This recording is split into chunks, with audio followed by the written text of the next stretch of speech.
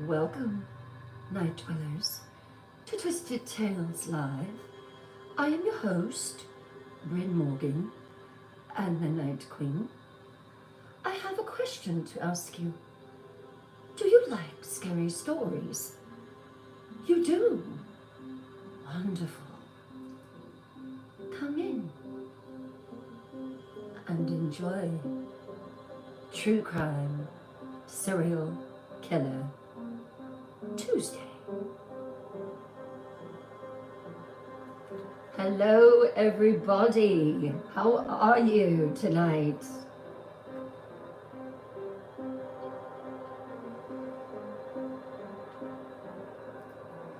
Hello, hello, hello.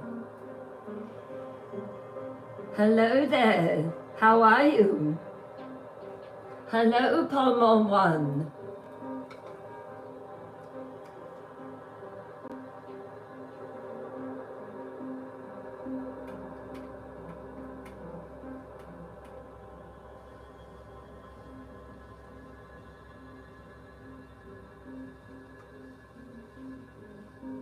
Who is ready for a True Crime Serial Killer Tuesday?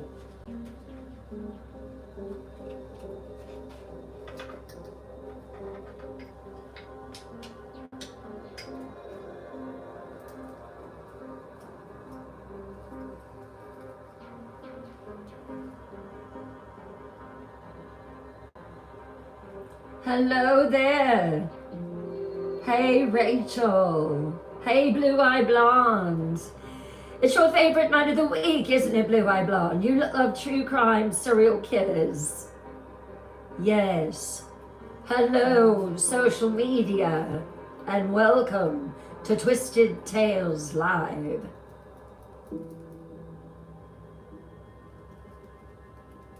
Hello, Cody. How are you? Thank you, Julie. Thank you so much.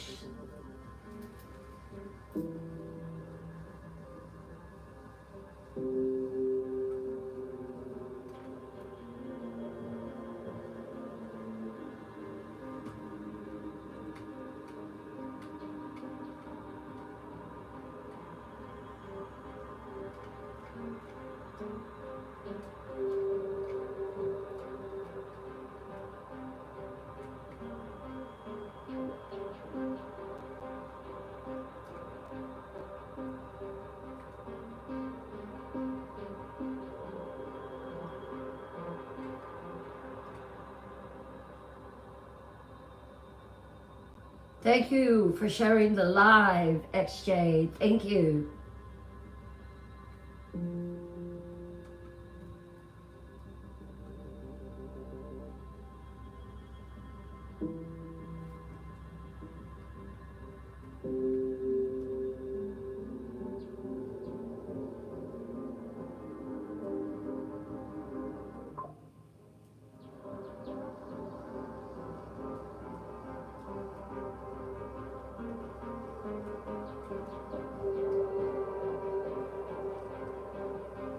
There we go, got everything set.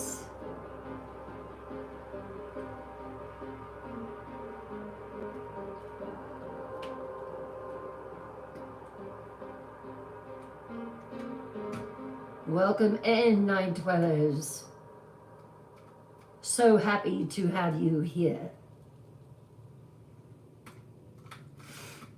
Can we please start sharing the live?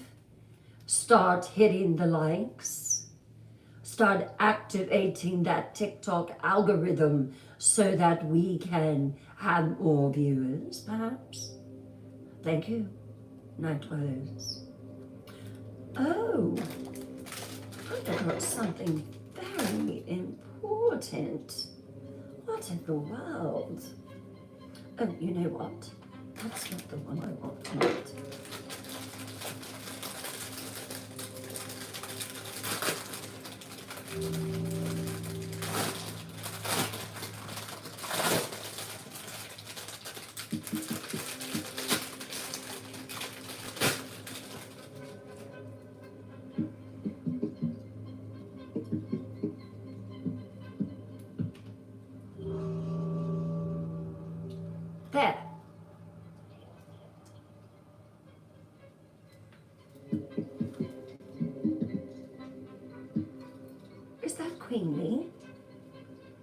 I think so. There we are. Now, I am ready.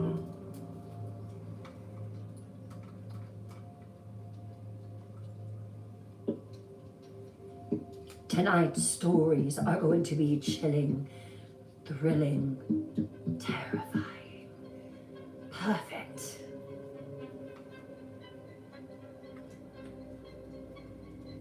Hey, Tammy Weber, how are you? Come on in. Hey, Tara, Rachel, Julie, Janice, hello. Kim, hey, honey, how are you? Troy, thank you for sharing the live. Hey, Tracy, how are you? Hey, Bossman1. Hey, Firefly, love your name always. Hey, Melanie.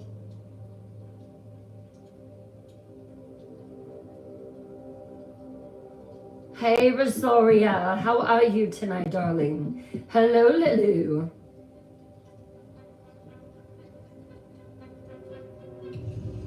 True crime is your fave too? Wonderful. Hello, Kim number 2. How are you? Hey, Spitfire. Hey, Casey. Hello, Ghost Rider. Welcome. Hey, Rhonda.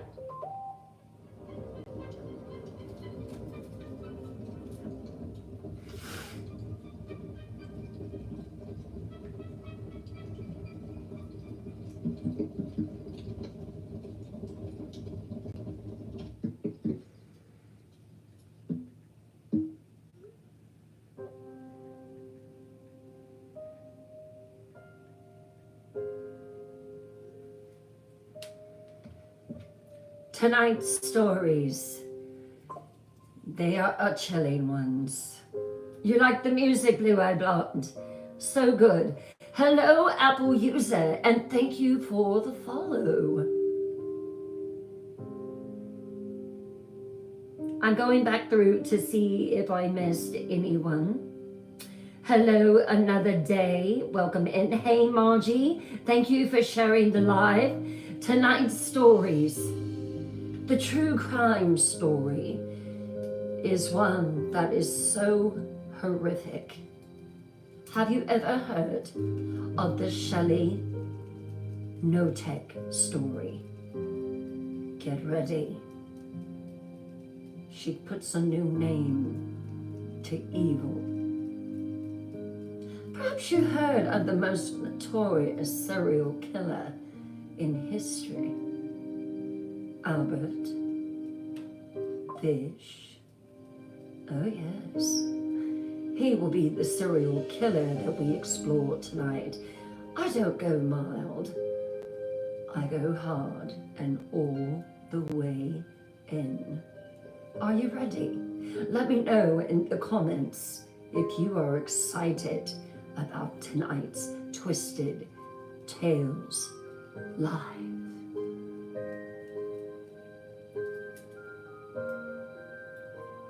This lovely headband came from Temu. It was a Temu buy. Viewers' discretion is advised. Yes, I would not recommend that the kiddies watch this. Hello, Rotten Savior. How are you? Hello, Rare Paul, and welcome. Hello, Brian. Hello, the happiest hippie. Thank you for the follow. Happiest hippie, come closer. Do you like scary stories? Hello, Amber Lala, how are you? Rurple, I got this from, I believe it was Temu, I believe. I bought a lot on Shein or Shine or Shin, whatever, but I believe this was Temu, I think. Hello, Harper's Happenings. Thank you, Casey. Thank you so much. Hello, Bobby Boucher. I love your name. Are you from Louisiana by chance? Hello, Angela. Come on in. Let's get these numbers up. Let's start sharing. Do you have someone that likes scary stories like you? Have you told them about this live? What? Go ahead and do it. They'll love it. I promise. If you are a night dweller that just hasn't came in and said hello yet, I want to meet you, as does your night dweller family. So, come in, say hi. I don't bite much.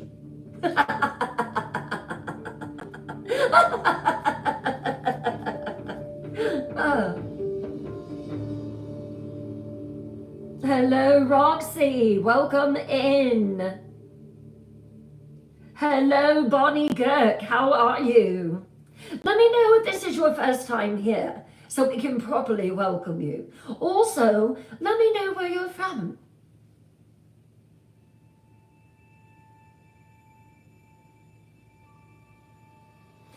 Hello, Legit Ghost. Welcome. I love your name. Texas. Love it. Everybody come in. Make yourselves at home. We pride ourselves on this being a loving, warm, welcome community. You are safe here. There is no judgment. I want you to come in for the next couple of hours and listen to stories. Who doesn't like a good, scary story? And tonight will send chills down your spine. It's already sending chills down mine.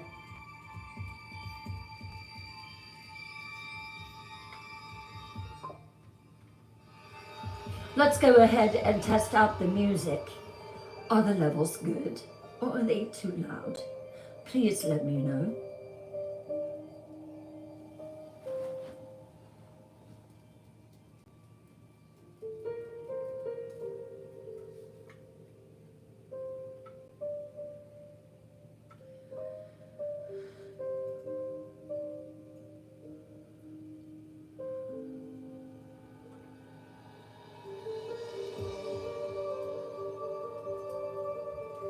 Look at my night dwellers coming in. Look at you all preparing for story time.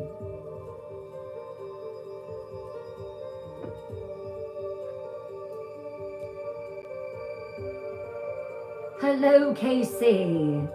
Thank you, Lulu. Red Baron. Oh, there's a high Red Baron in the house. Welcome. Hello, Eric Jones. How are you? Hello, Drago.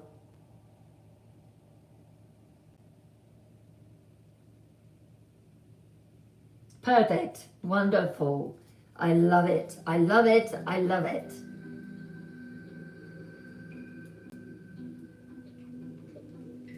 Tammy, Becca had some personal things that came up. We wish her healing, positivity, and great happiness in this time of soul searching. You're from Scary Ghostville. I absolutely love it. Love it, love it, love it. Thank you, Rachel. Thank you, thank you, thank you.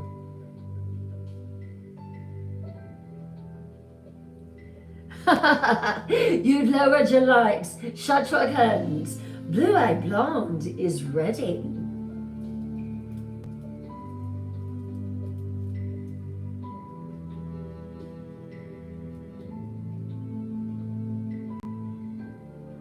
Five more minutes. Thank you, thank you, thank you. Thank you, Pamela, for the gift. Thank you.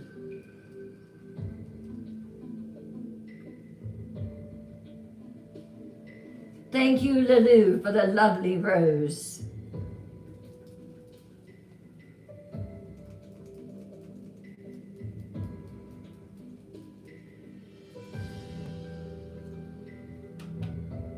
Yes, Becca Lynn. I do miss her.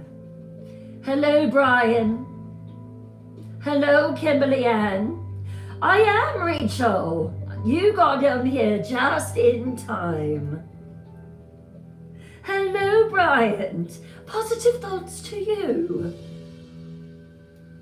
Thank you. Thank you, thank you, thank you, Kim Sanford.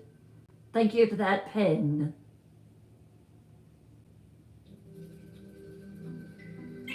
Thank you all so much. Thank you, Karen. Always good to see Bryant in here. Always good to see all my night dwellers enter.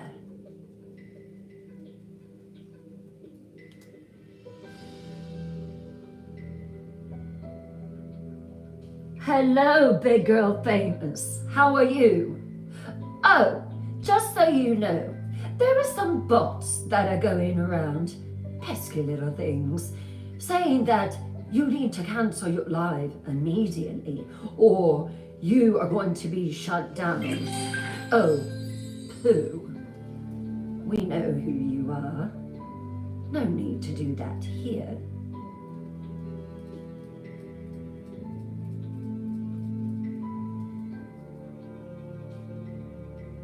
No energy vampires in the live. Isn't that right? The only vampires we want are the ones coming down those stairs. Tall, dark, handsome.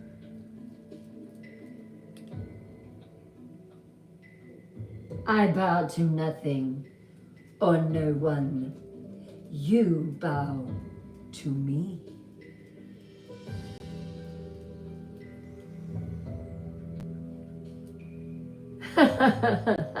No vampires. Thank you, Big Girl Famous. I appreciate that. Thank you so much.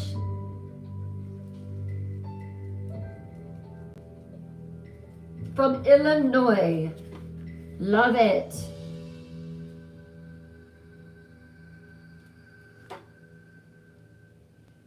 Two minutes.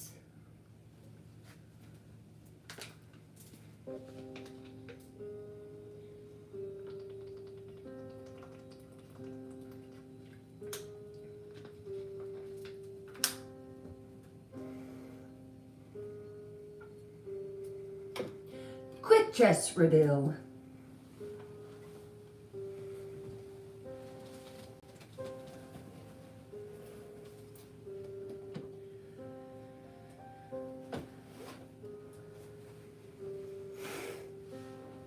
Navy blue, the color of a midnight sky.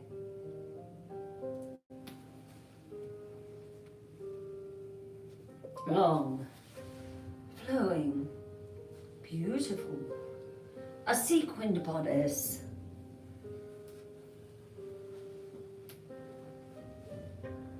Long, flowing, lovely, fitting the Night Queen, would you say?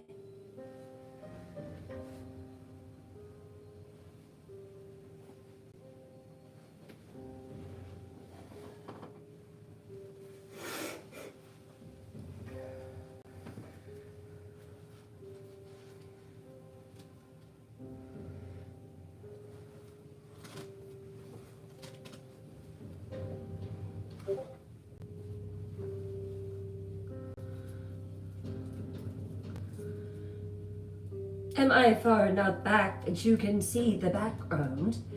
I just want to make sure that your presence in my castle is a pleasant one.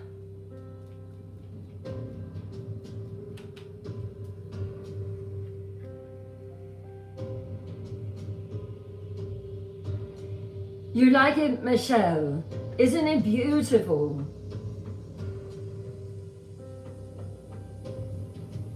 I have had my seamstress here preparing some other gowns for me. Ah, they are delightful. Just wait until you see them.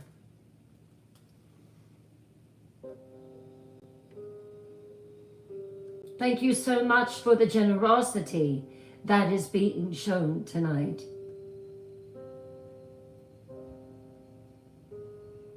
Ah, it's almost time.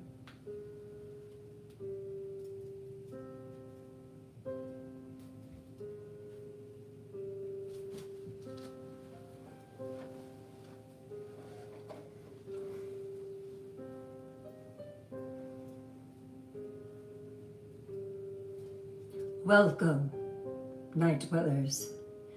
As you are coming in, make yourselves to home. Tonight, I am telling 2 chilling stories. Thank you, Judy. 2 chilling stories that are sure to cause chills. The first one is our true crime story about a woman so dark, so vile. Shelly Knotek, the true picture of evil. The second story of the evening is the serial killer portion. And tonight, well, it's one that is so notorious. He is known as one of the most vile, disgusting serial killers in American history. Perhaps you've heard of him. Albert Fish. No? Oh, just wait. But first, let's prepare for story time. My grandmother used to always say, "Come, children, come. Sit around me." The fire would be crackling in the background. Come and listen to me weave a tale. Now I call you. Come, children, come. It's time to tell a story, a twisted tale. Lower your lights. Lock your doors. Close your curtains. Wrap yourself up in your warmest blanket, because the stories tonight will do very, very little. Those blankets will do to keep the chill out of your room, your space, your car.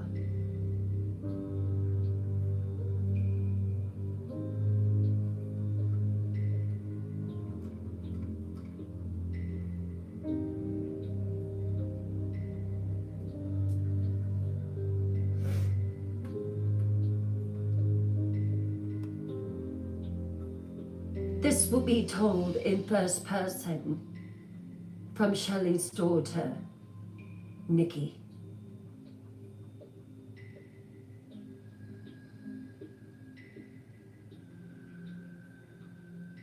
If you were to drive down a narrow gravel road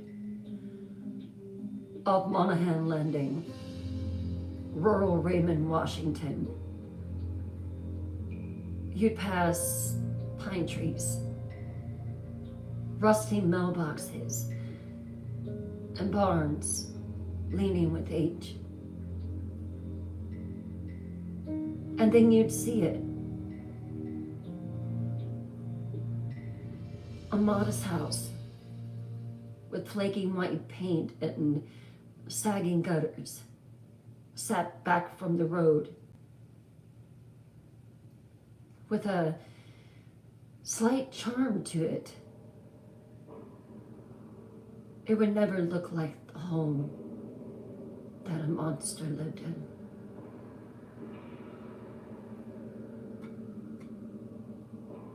But evil doesn't always wear a mask.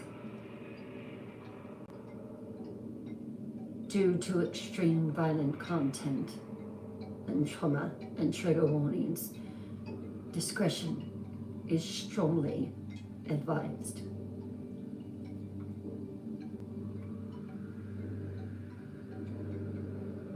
My mom's name was Shelly Knotek. She was a mom, a wife, a caregiver. At least that's what people thought she was.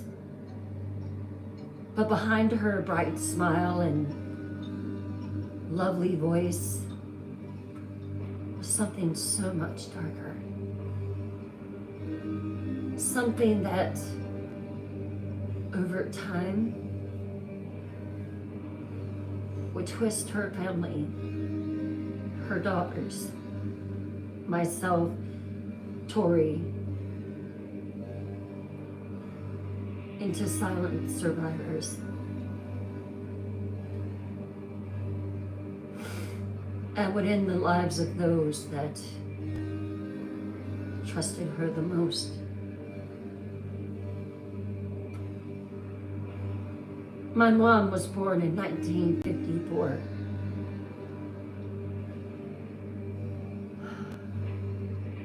Her early life was a patchwork of abandonment and loss. My grandmother left when she was just a toddler,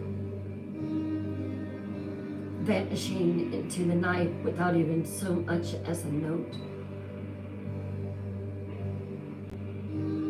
My grandfather was overwhelmed and emotionally distant. He shuffled my mom between relatives. He didn't know how to take care of a little girl. And by age 12, my mom had already learned a crucial lesson. Control was power.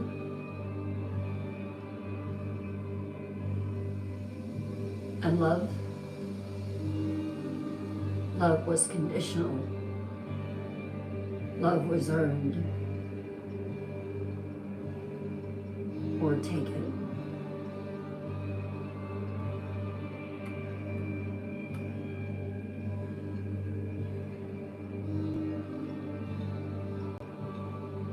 Third person. As a teenager, Shelly Knotek learned to lie like breathing.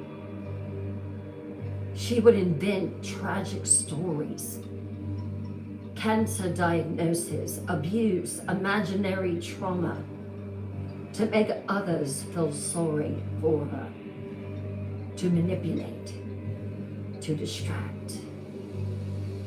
One day, she claimed that she was assaulted.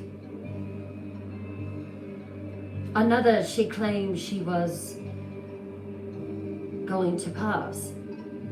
Teachers didn't know if what she was saying was real or wasn't. Her classmates did not believe a word she said. And Shelly liked it that way.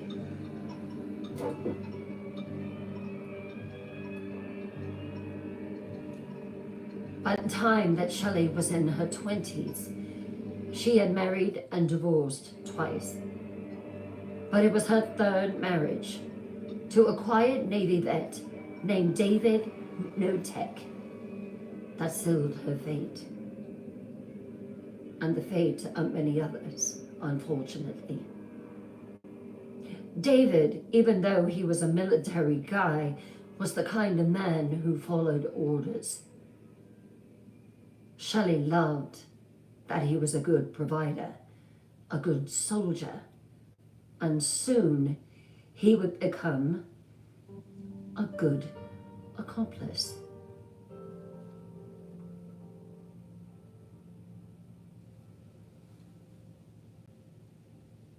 I remember when we moved into the home on Monahan Landing Road. My dad was different than my sister's dad. We all had different dads. And when Mom met David, we thought maybe things were looking up. I mean, the house was run down and looked like the shutters were falling off and the porch was sagging in the middle, but David said he was handy at it and he could fix it. He could fix anything. My sisters, Sammy and Tori, loved it too, and at first, things seemed perfectly normal. David built us a tree house. He would let us get in his truck, even though we were way underage, and would let us drive down the dirt road.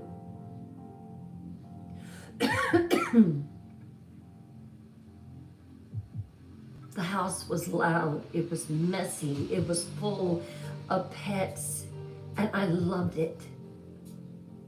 And it was full of laughter. Mom was happy there for a while. But over time, it changed.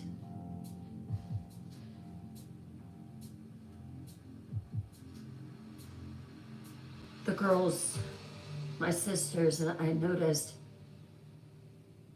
how Mom would start isolating us. She would turn us against each other, and we would end up fighting. I don't know if you've ever seen three girls fight before, but it's not pretty. Thank you.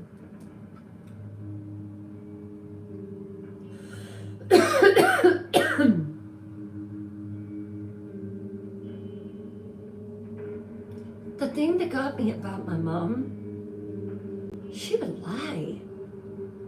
She would just openly lie on me, on Nikki, on Tori.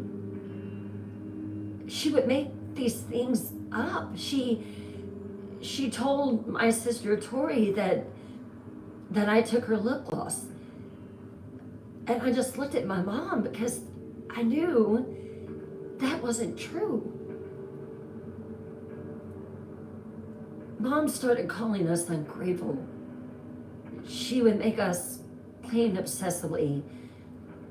She would punish us with icy showers if we didn't do right. And she would do just verbal tirades against us when we would disobey her. It got to the point where we felt like we were dealing with Dr. Jekyll and Mr. Hyde. That's how I would explain my mom.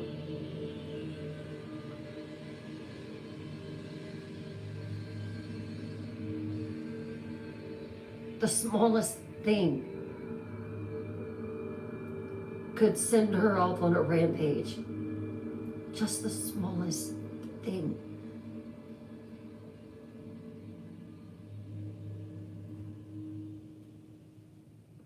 I didn't realize it yet, and my sisters didn't realize it either, but our house was becoming a prison. And my mom was becoming the captor.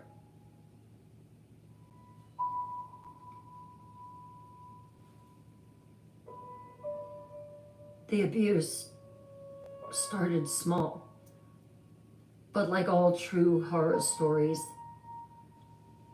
it grew.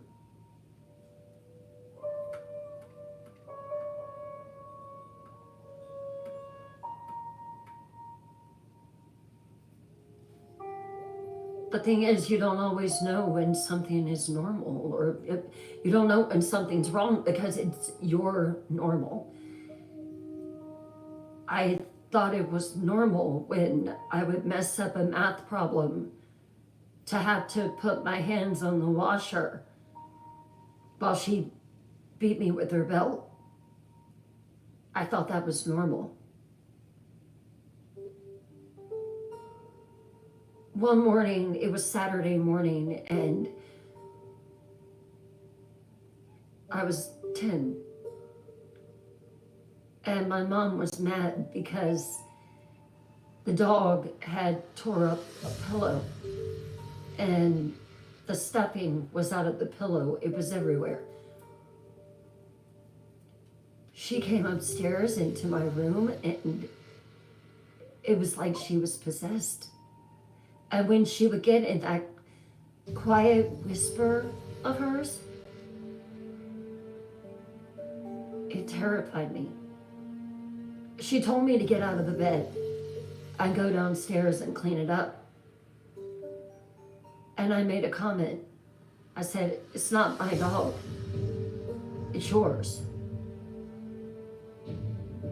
She grabbed me by the arm, shoved me in the bathroom, made me get in the shower, fully clothed, and she turned this icy water on me. The water was so ice cold because it was winter. And I just remember it bit at my skin, and I screamed, and she just laughed and said it was to wash my attitude off. That was my normal. I remember her voice. She could be syrupy sweet 1 second and just mean all at once. And she liked to pick on me. She'd say mockingly when I was crying, I was freezing to death after being in the shower, and she would say, "So sensitive, so dramatic. You don't cry real pretty, Nikki." And then she would laugh at me and just march away. She would come back in a few minutes, and it was like everything was normal.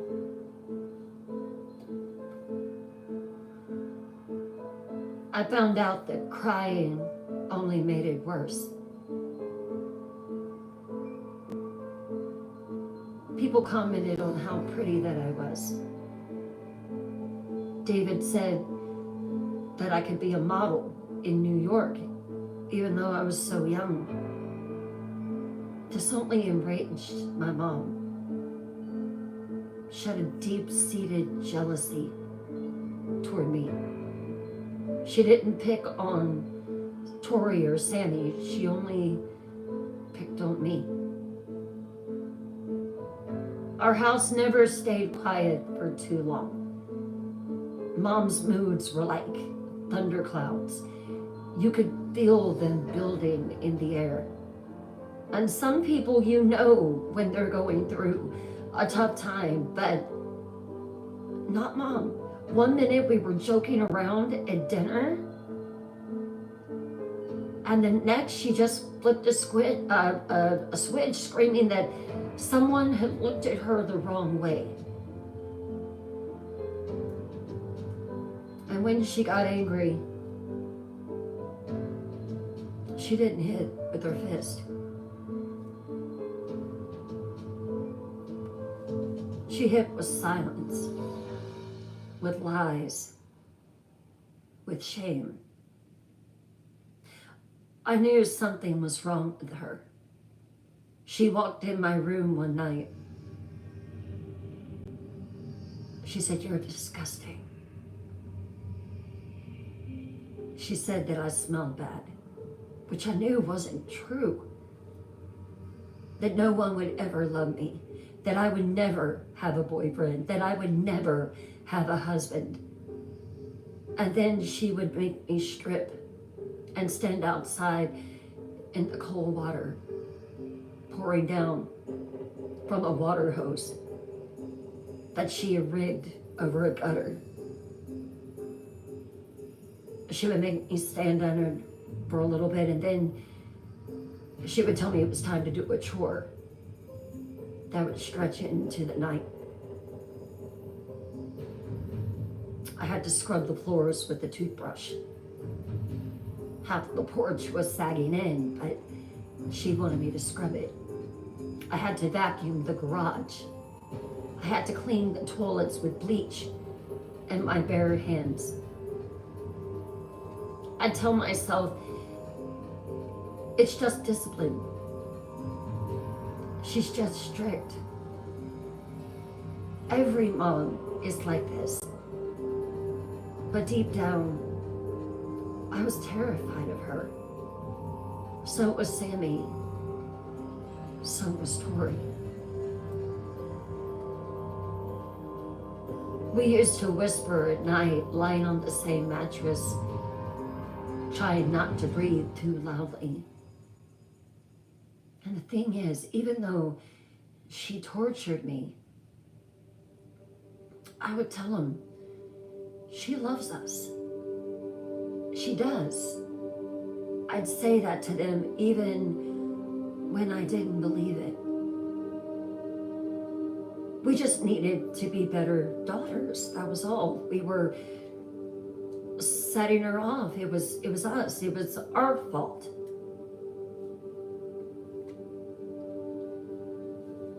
And I was okay with her taking it out on me.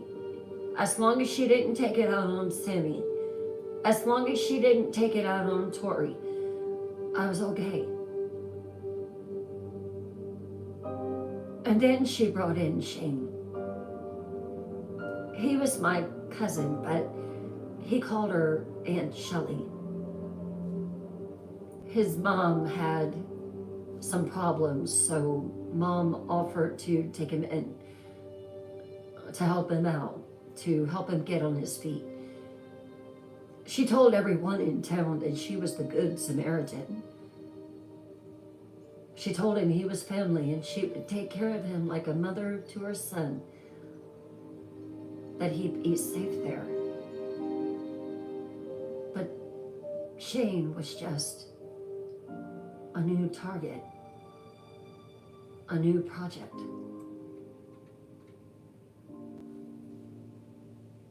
The good news is when Shane moved in, her anger toward me seemed to just dissipate. But instead, it went to him.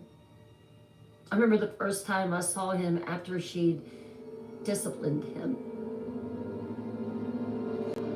Her place of discipline was the laundry room.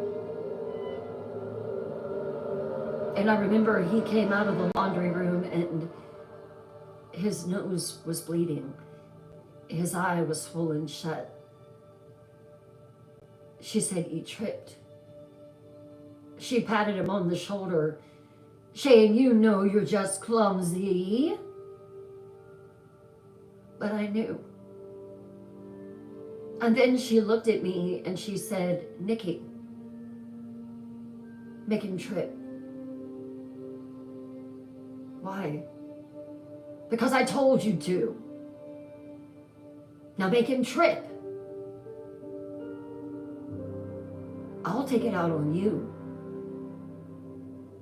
So I went down the hallway after him and I pushed him. And he fell. I had to do it. She told me that I would be disciplined next. And I didn't want Mom's discipline.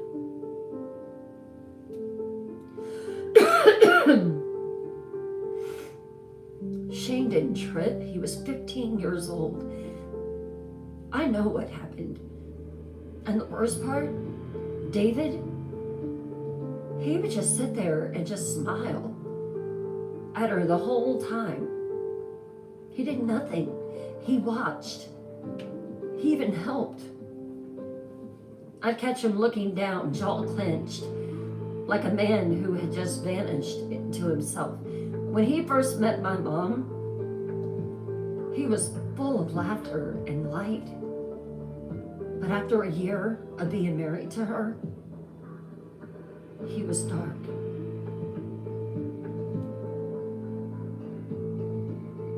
Mom had this power over people in a way that I Can't explain. Shane still did what she said.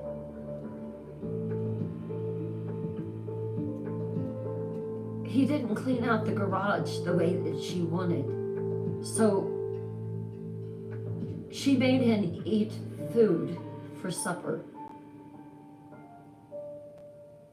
And she covered it, doused it in hot sauce until he vomited.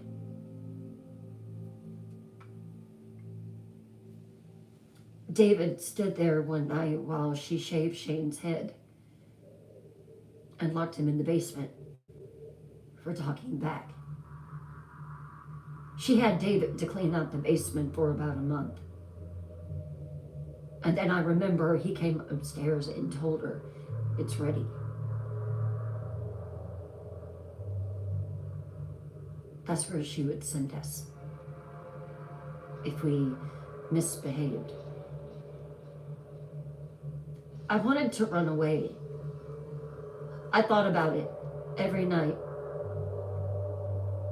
But I didn't know what was in the outside world. This was the only world that I knew. And Mom was homeschooling us, so it's not like the bruises would show.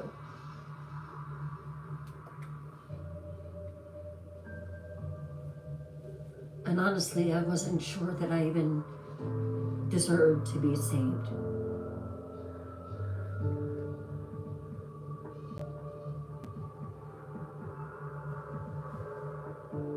Third person. By the mid-1990s, the Knotek home had become a fortress of secrets. From the outside, things looked eccentric, maybe, but not alarming to anyone. Shelly had a way of masking the madness with charm and beauty. And she did hair on the side. She had David to insulate the basement so that nothing could be heard. She talked loudly at the grocery store about her kids and their behavior, or how she was struggling to raise a troubled family. She was always calling attention to herself.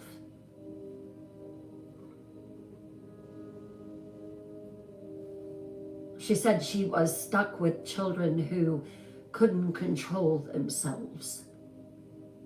Her neighbors heard the screaming sometimes from Monahan Landing Road, but it was usually followed by laughter or apologies, or Shelly crying and saying, "I'm just overwhelmed. I'm going through so much. You just don't know what I'm going through, baby girl." And she always had a story, always had a tragedy. If one child was suddenly missing from public view due to bruises or some other type of abuse, "Oh, she's just visiting a relative." If someone showed up limping or bruised, "She's so clumsy. It's a miracle she can stand up." They had a medical issue. "She hurt herself doing chores. She's so weak and so frail." Eventually, people stopped asking. But inside the house, the violence had become constant. Shane Watson, the teenage nephew that Shelly took in as a good Samaritan act, had become her full-time victim. She stripped him of privacy, of dignity, of food. She would cut him only to pour bleach on his cuts. She would force him to sleep on the floor of a filthy laundry room. She'd make him write false confessions to his mother, telling that he had hurt her daughters, and then beat him for what he admitted was all a game of control. Shane would tell Shelly exactly how he thought of her in his moments of brazenness, but she would just break him right back down. David, her husband, had become her enforcer, passive, silent, but he wasn't innocent. If Shelly told him to punish Shane, he did it. If she told him to dig a hole in the yard, he didn't ask why. If she handed him a towel soaked in blood and said, "Clean this up and never speak of it again," David would nod. "You got it." But there was one person who entered the house and began to sense that something wasn't right.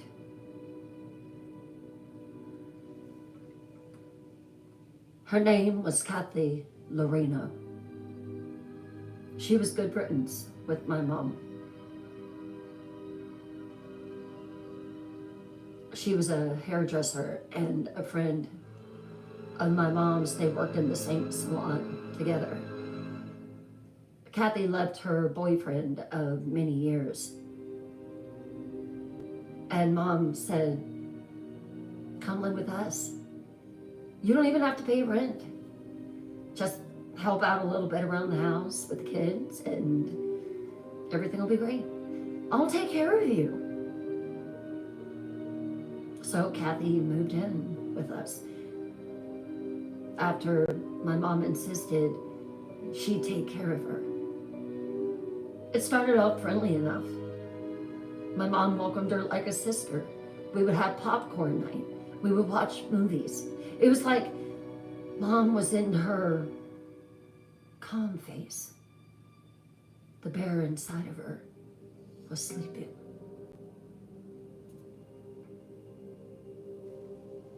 I remember one night we were getting ready to go to bed. She had turned the TV off. "You know what, Kathy?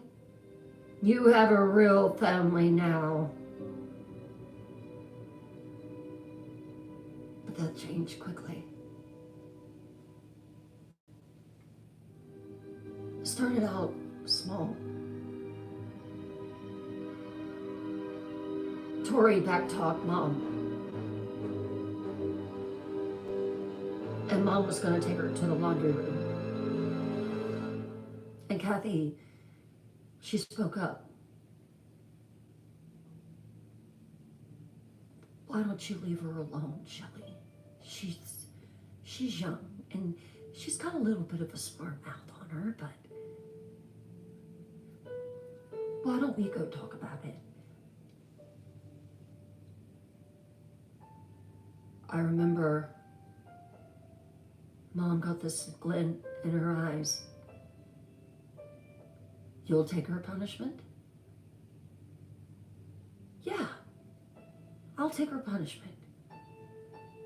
Tori was little. I remember hearing them go in the laundry room, and I heard slaps. I heard all kinds of horrible things, and Kathy came out and the corner of her lip was bleeding. She just looked at me and she looked at Tori and her lips were trembling. "It's okay. It's okay."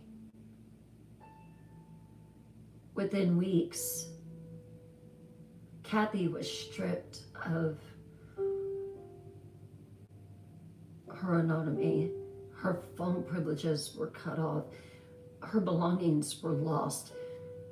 Mom controlled her food, her showers, her every movement.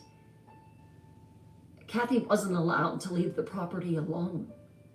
And soon, like Shane, she was being punished daily. Mom took whatever we were going to get and put it on Kathy. Because Kathy said she could take it, that she was stronger. She was humiliated. She was degraded and physically abused. All under the guise of tough love.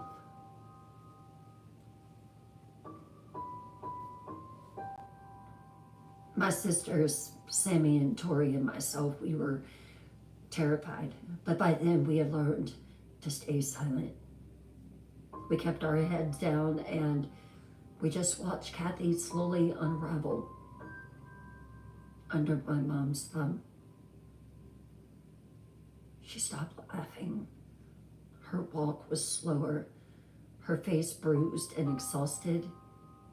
And finally she just stopped smiling altogether.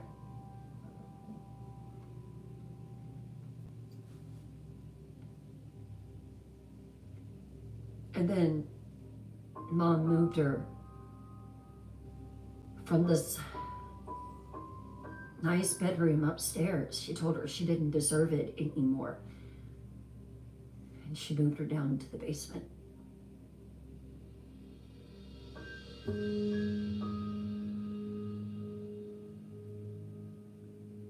And then one day, she was just gone. Just like Shane. My mom told everyone that Kathy had run off with a trucker and that she had started a new life, and she told us not to worry. Kathy was always like that. She wasn't going to stay long. I remember that night we were laying in bed and Sammy, she snuggled up to me. Is Mama gonna start hurting us again? I didn't say anything.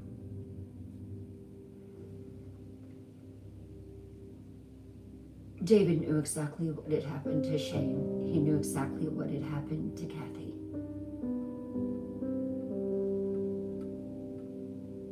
I still dream about her sometimes. Kathy, she had the kindest blue eyes, kind of shy, kind of broken. She was the first adult I ever saw shrink into herself the same way us kids did. It was the first time I realized that grown-ups could be victims too. When Mom brought her to live with us, she said Kathy needed a fresh start, that we'd help her get back on her feet, and then she would send her on her way. But I saw it right away, that look that Mom gets in her eyes, that hungry look, that hungry, excited look she gets when she brings home a new stray. It was never about helping. It was always about control.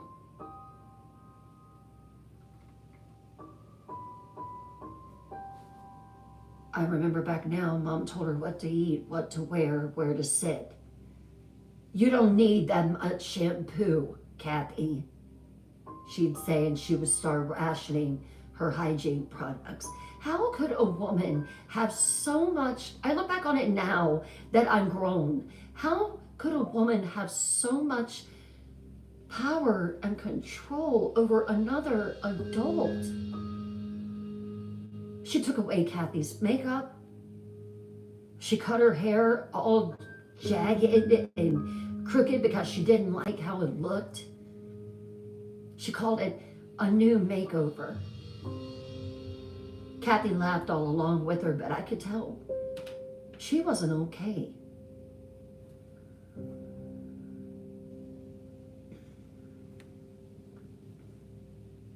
I remember one morning Kathy didn't wake up fast enough. Mom screamed at her. She dragged her by the arm and made her sit outside in the rain. Ice cold rain in the middle of winter for an hour. Another time she said, "You don't disrespect me, Kathy." And she forced her to eat wet bread soaked in spoiled milk. Kathy gagged, but Mom stood over her with a twisted grin.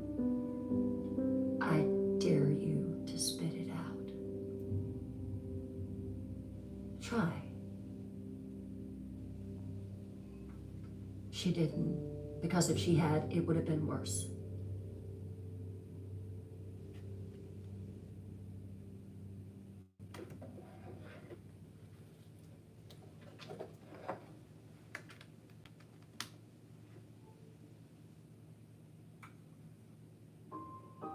Then came the bleach.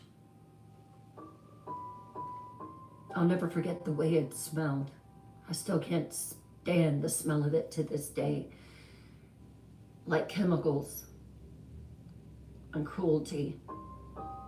She poured it over Kathy's bare skin because she claimed Kathy didn't take care of herself. It burned her. I remember hearing Kathy scream. Mom told her, stop whining.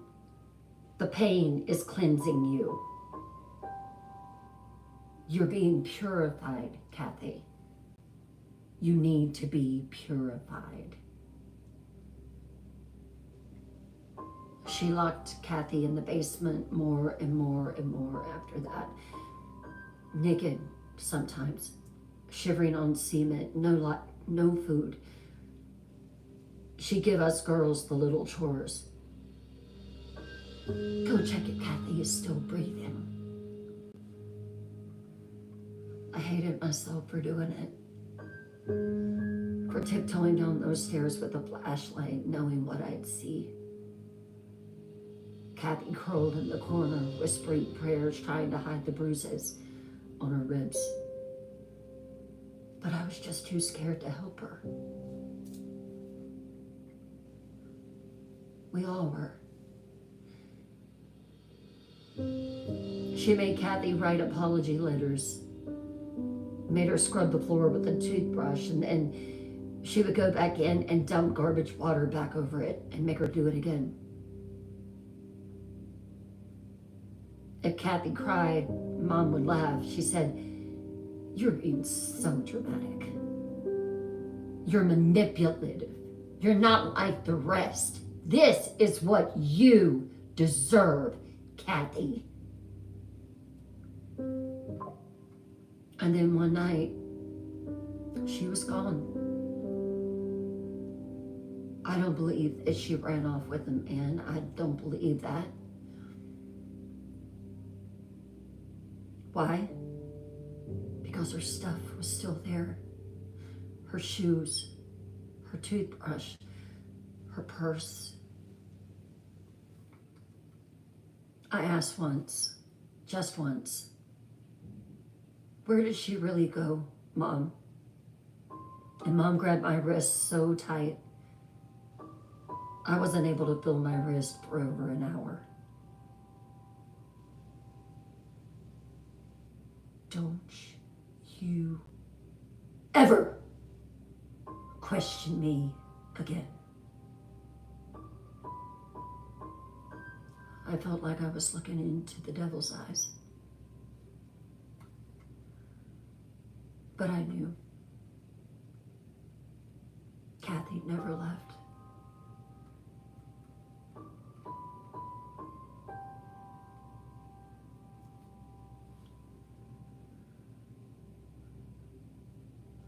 I think I knew Kathy knew that she was about done, that her time was over.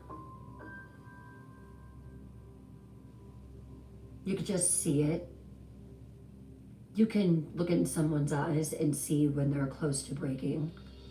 There's something in their eyes, like they've already vacated. They've already left. That's what I saw in Shane's eyes and in Kathy's.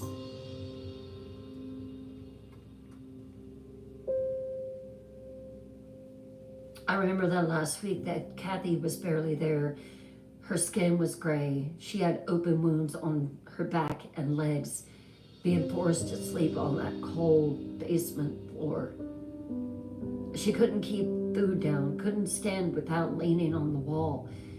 Her voice was slurred, but Mom would say, "She's just faking." She said she was acting sick to get out of doing a chore.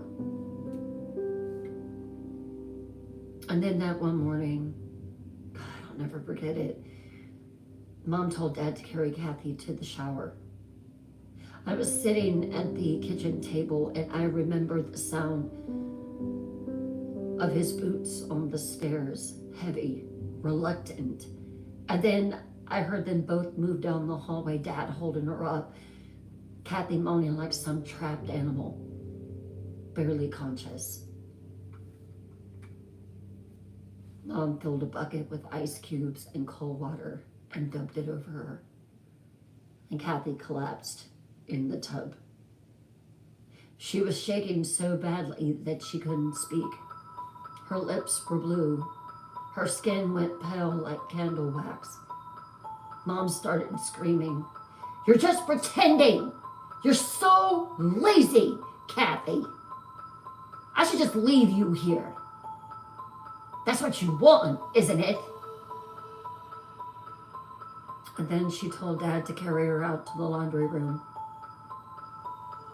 And that's where Kathy stayed. And then she came up missing. Gone.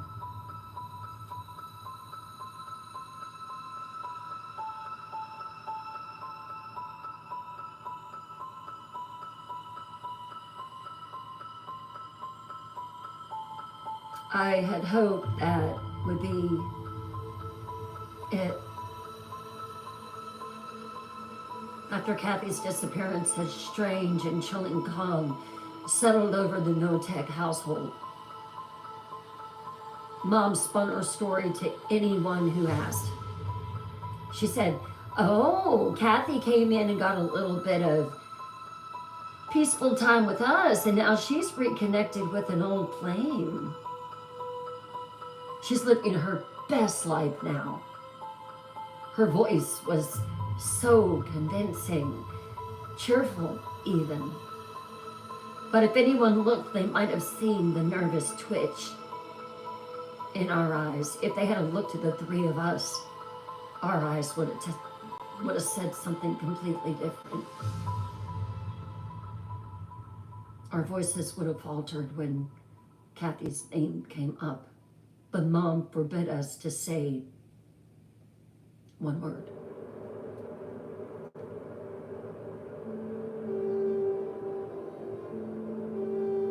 Mom was careful, smiling, charming, manipulative, deceiving, always loud enough to control the narrative.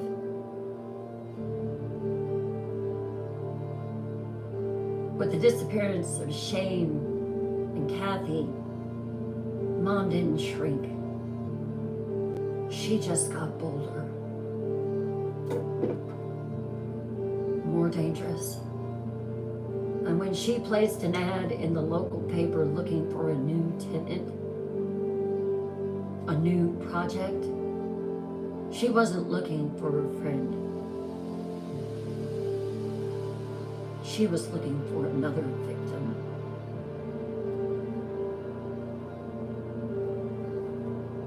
His name was Ronald Woodworth, a gentle, soft-spoken man in his 50s. He'd recently fallen on the hard times. He was a Vietnam veteran, battling addiction, estranged from his family and looking for stability. Mom offered him a room and board in exchange for some chores around the property. "I'll help you get clean. I'll be your caretaker. I'll be like the daughter you never had." And at first, Ron believed her. Everyone did. That's how convincing that she was. So Ron moved in quietly, grateful and full of hope. She moved him into the same room upstairs that Kathy had. He helped around the house, he fed the animals, kept to himself. But soon,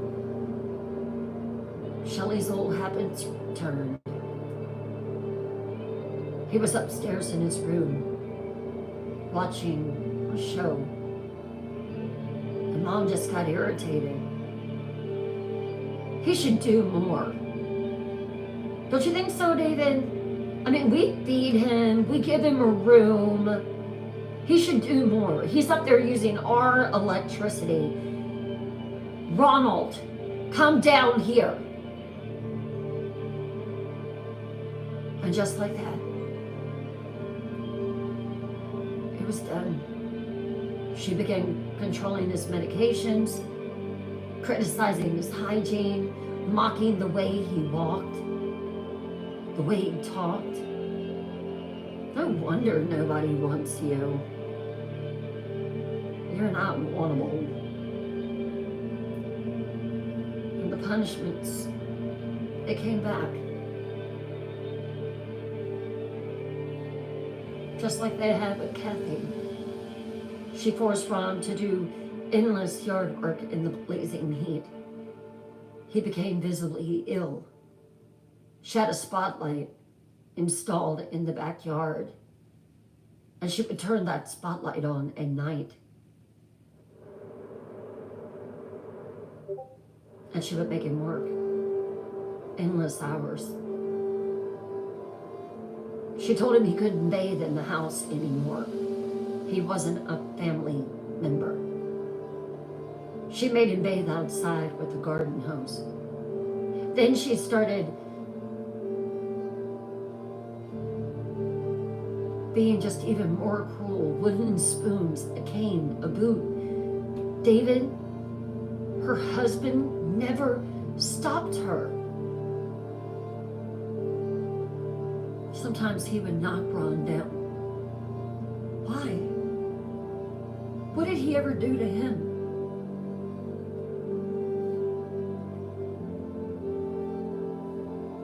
Ron tried to fight back one night. She retaliated harder. She told him that he had to cut his hair because he had things growing in it. She burned his skin with chemicals.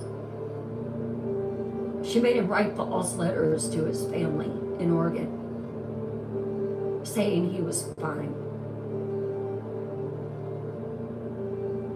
She made him say in the letters that he didn't want visitors, that he loved living with Shelly and David Knotek.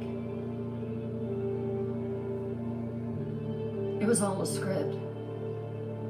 But behind closed doors, Ron was dying, slowly, deliberately.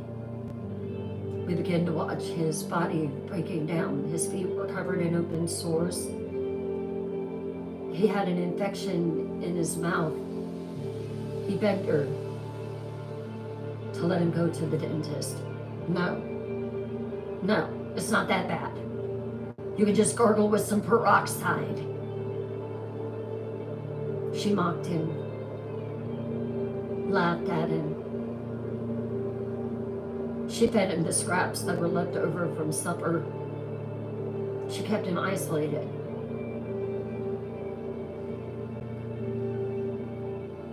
I remember one morning, he was living in the laundry room now, just a small box. Ron begged for help.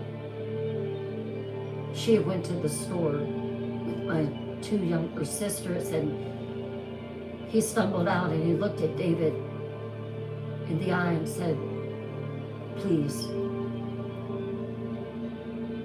don't let me die here." And David, the quiet man, this soldier turned shadow, did nothing. Again, just like with Kathy and just like Kathy, Just like Shane, Ron disappeared.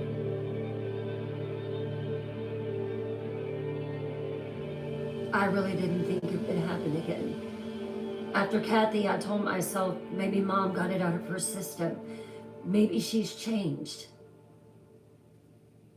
That maybe she saw what she had done and maybe she felt remorse.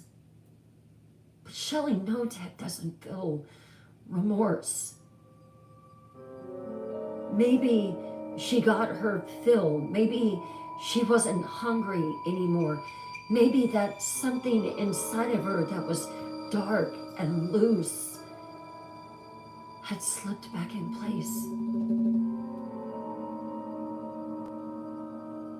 But then when Ron moved in and I knew the truth, this is the thing. Monsters don't change.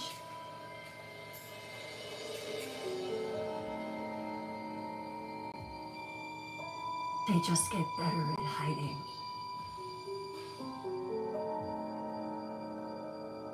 Ron was kind, he was quiet, he was polite, and that way people are when they're trying not to be a burden. He thanked Mom for everything, meals, a room, even when they were laced with control. He called her ma'am. Thought maybe she could help him turn his life around. That's how it always started with her. And then little by little, by little, by little, she chipped away at him. Just like she had Shane, just like she had Kathy.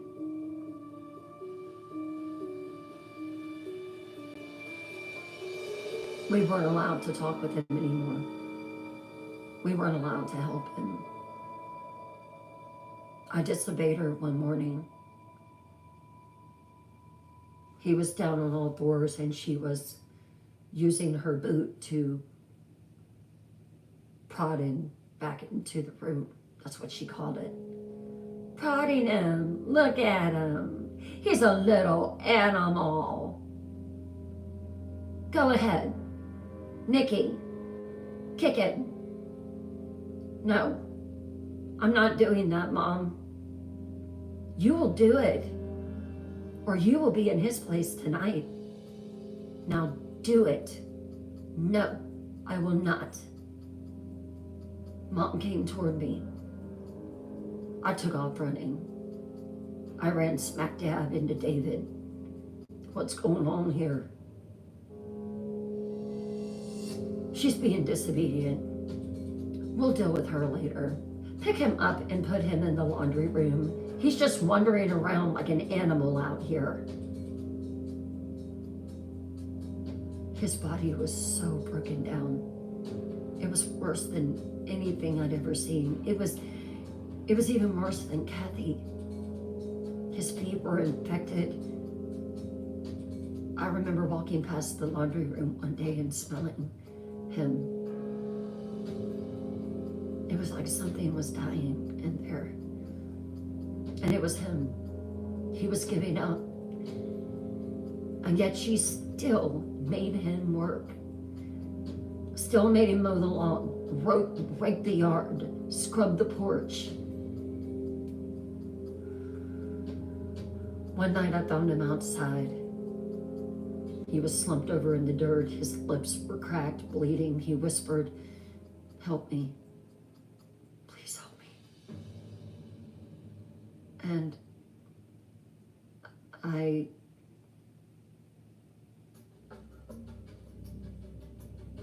walked away. What could a 14-year-old girl do? What could I do to save him? I couldn't even save myself. Not because I wanted to. I didn't walk away out of cruelty. God knows I didn't. But I was terrified. I was terrified of what she would do to me if she saw me helping him. And part of me felt horrible. The broken part of me was scared that I was ending up just like him.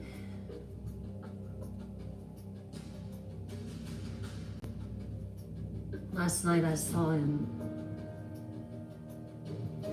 was at the dinner table. he came out of the laundry room hobbling, and he stood in between the laundry room and the kitchen.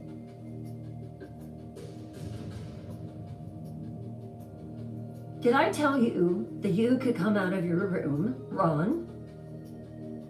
Things would be better for you if you would just do as I ask. I see why you've been such a bother and a problem for everyone else. I took you in. I gave you shelter. I gave you food. You are being overly dramatic. Now, get back to your room, or you will not get one morsel of food for 3 days.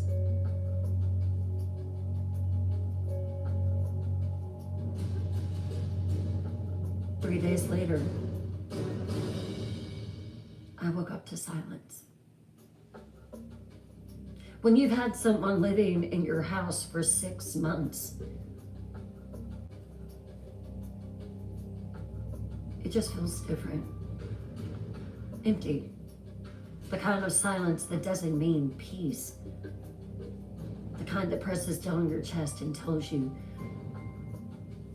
something's gone, something's vacated.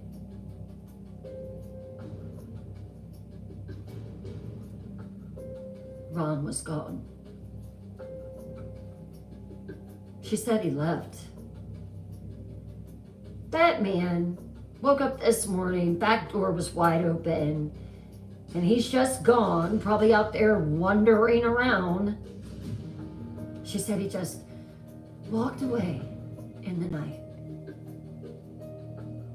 Said, and how rude of him to not even say goodbye to me.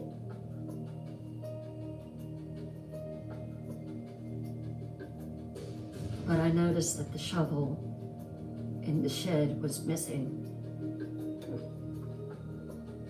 And I also noticed the ground behind the barn was disturbed.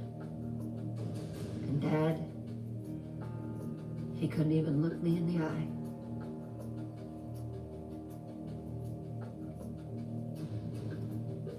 The town of Raymond, Washington had long grown used to the eccentricities of Shelly Knotek. She was loud, dramatic, always telling wild stories.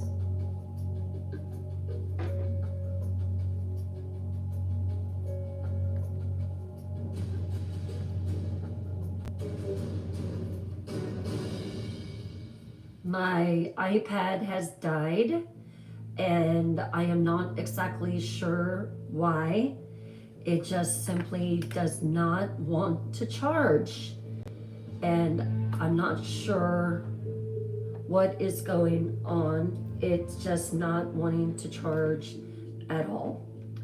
Let me see if I can get back in here.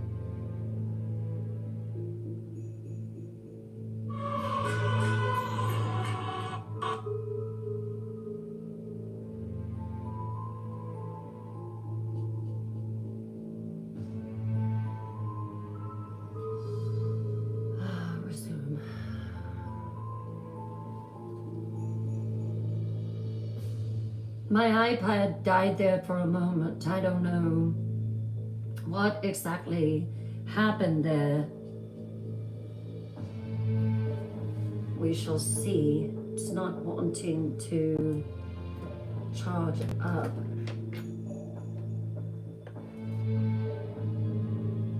But it's fully charged, so that doesn't make sense.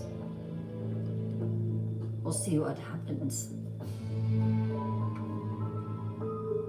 She was loud, dramatic, always telling wild stories about sick relatives, ungrateful children, old friends who'd wronged her. It was always her who was being wronged. Oh my goodness, it did it again. Let me do this. Let me just do this. Hold on. Hang tight, everyone. It's not doing right.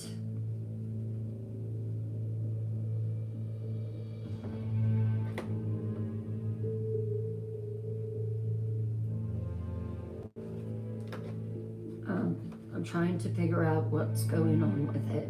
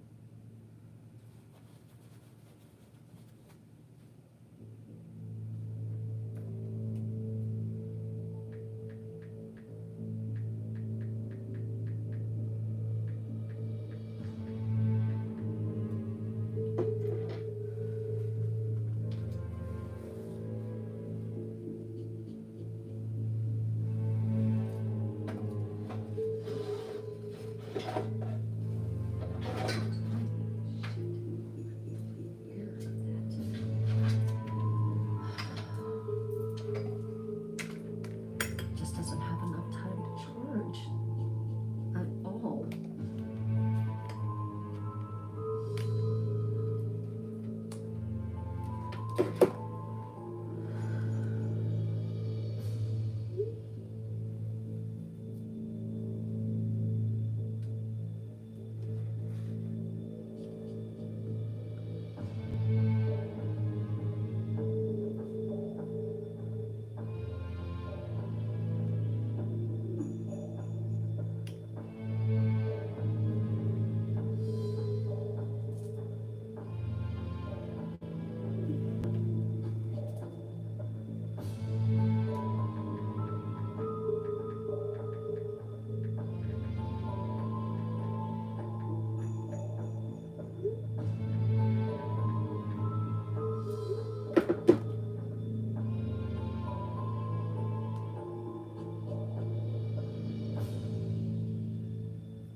I think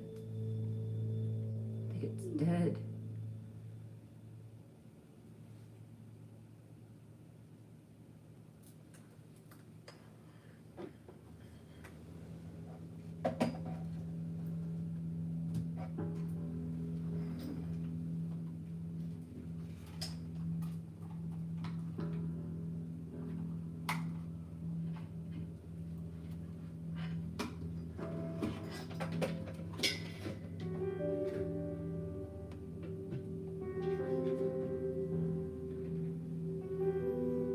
It won't even come back on.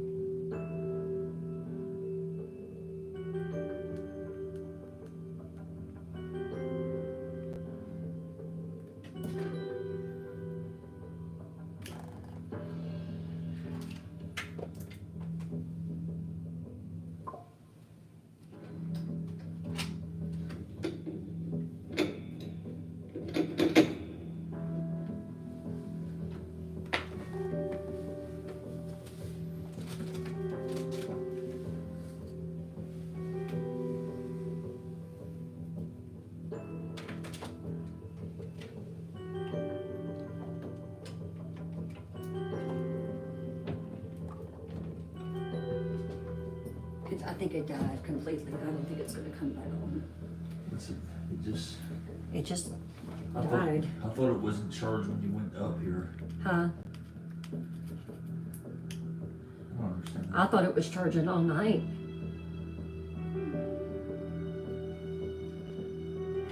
It ended. All right. She said the live just ended. Okay. Damn it. What the hell? It just died. I mean, it's just not working. It just broke. Yeah, it just died. It just stopped. That's weird. I don't know. I don't know. Just really weird. I don't get it. I don't get it.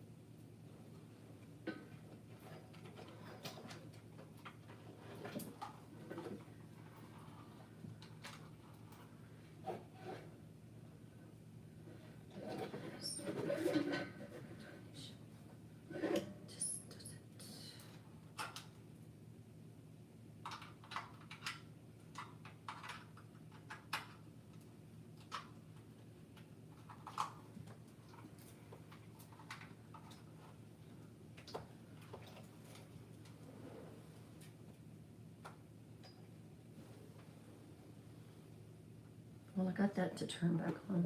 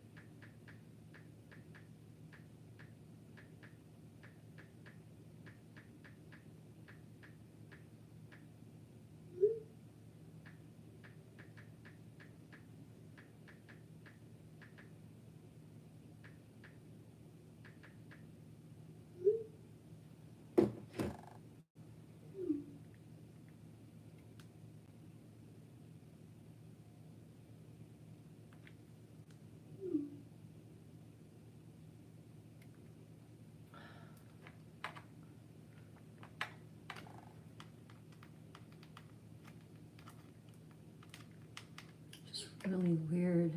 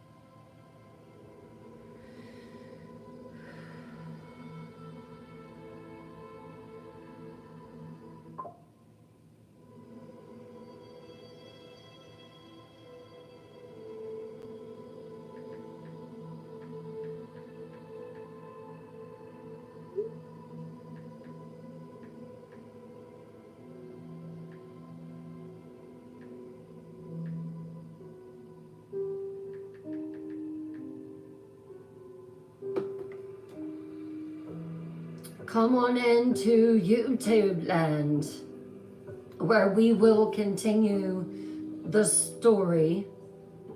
I'm not exactly sure what happened there.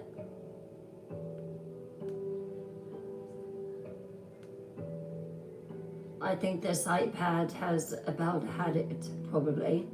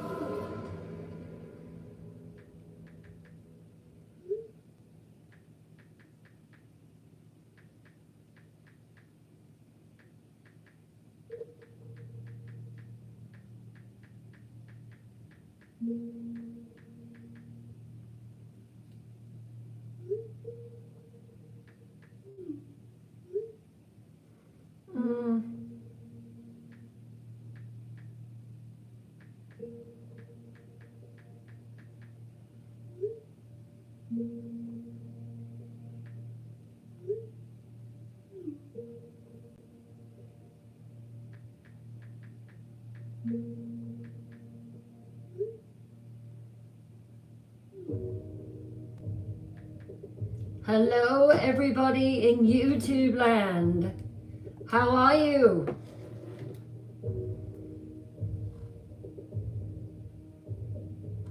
Not exactly sure what happened there. Everything just kind of went down completely. But that's okay. We are going to, I'm going to try to go back on TikTok now and see if I can get back in. Yes, resume.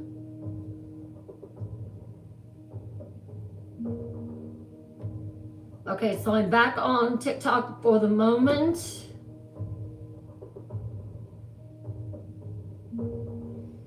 Can you see me? Let me know.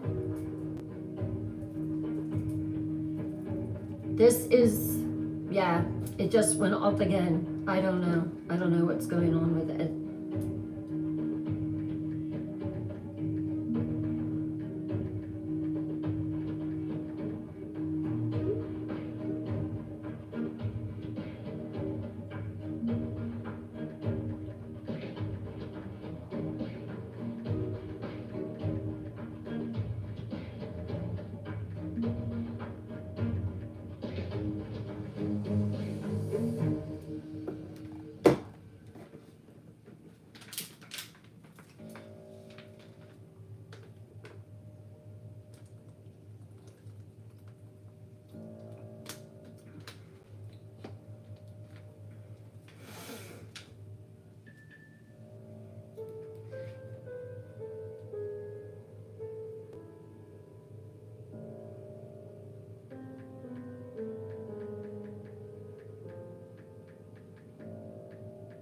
Hello, everyone.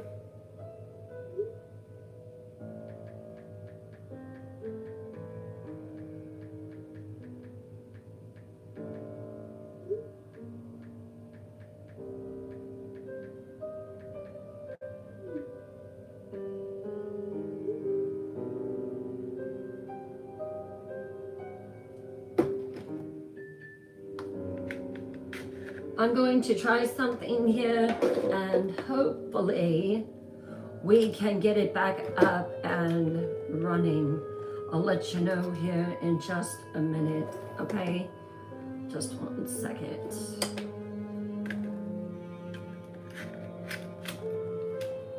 tight.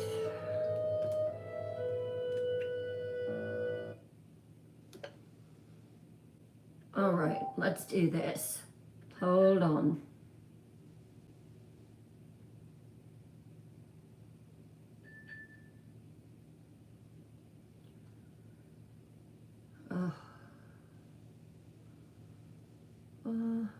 Let's see.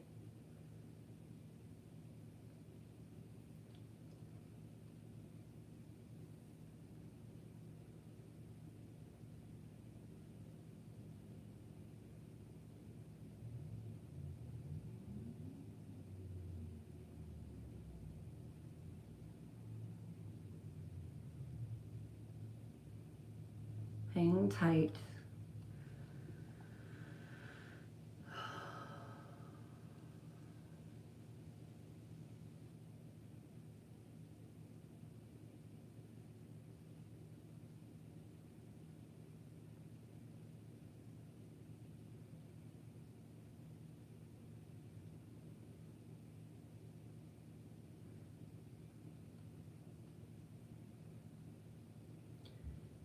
Green screen.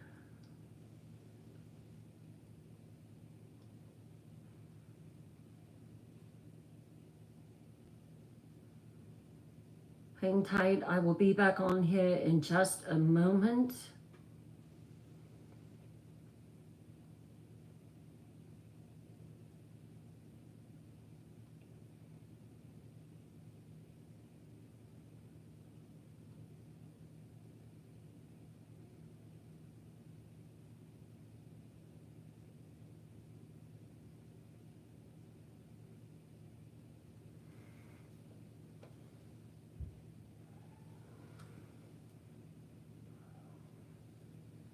Hello, hello. Let me see what is going on here. No, that is not it. What in the world? I'm not showing, and I'm not sure why. There's no me. There's just, let me do this.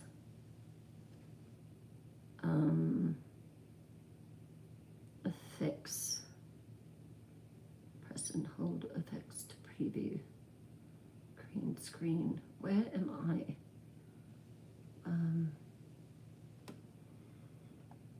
There's no picture of me. I don't know what's going on there. And now I'm going to end the live.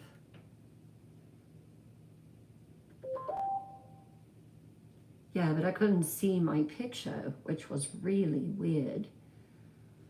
All right, so there I am.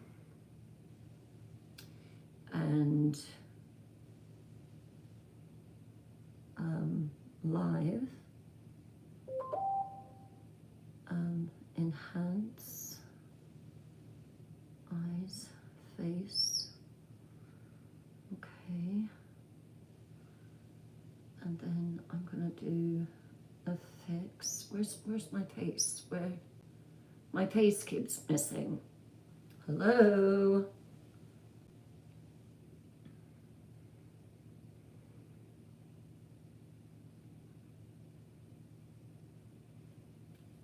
Oh. I know what it is. It's because, oh my God.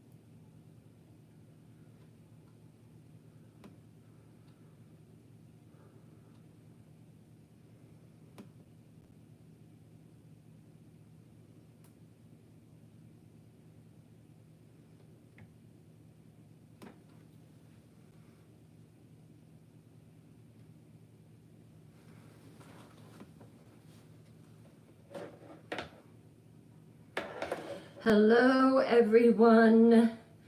I am back on TikTok. If you want to switch back over, not exactly sure what happened there. Just come on in and we will get back to where we were. Let's see. Just real quick, I'm going to pause this and I'm going to turn off Bluetooth and I'm going to go back on TikTok. Okay, now, all right, let's just say that this was an intermission of some sort. All right, Bluetooth is on, JB Flip, there we go. All right, let's find epidemic sound. I hate that that happened, but the show goes on, right? All right, here we go. Hopefully you haven't forgotten the story.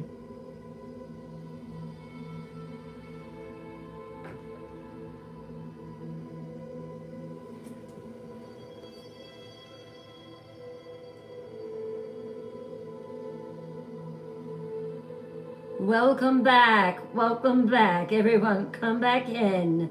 Hello, hello. Hello, Roberta. Hello.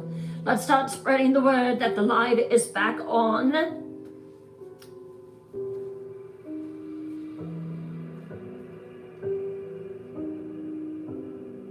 Ooh, I like this one too. Very nice background. Don't you? What time is it? 9:51.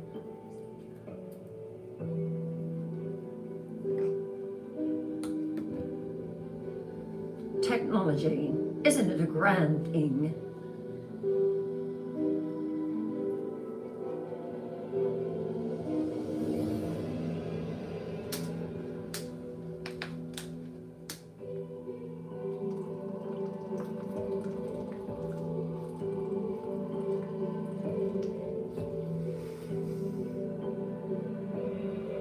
Woo!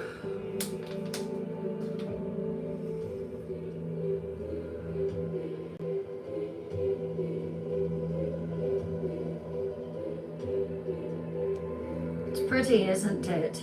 Very gothic.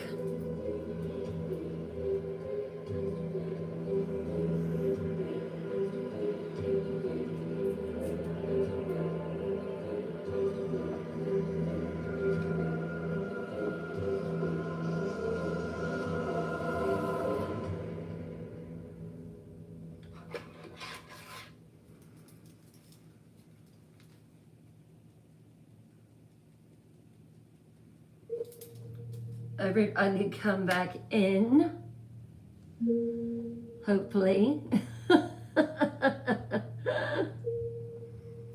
I'm going to go in and reset the gift goal.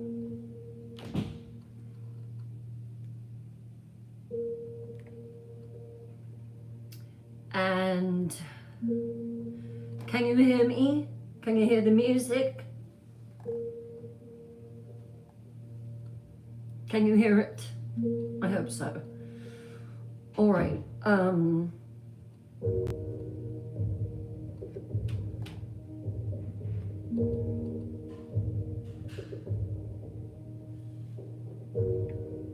We're going to set up a new goal.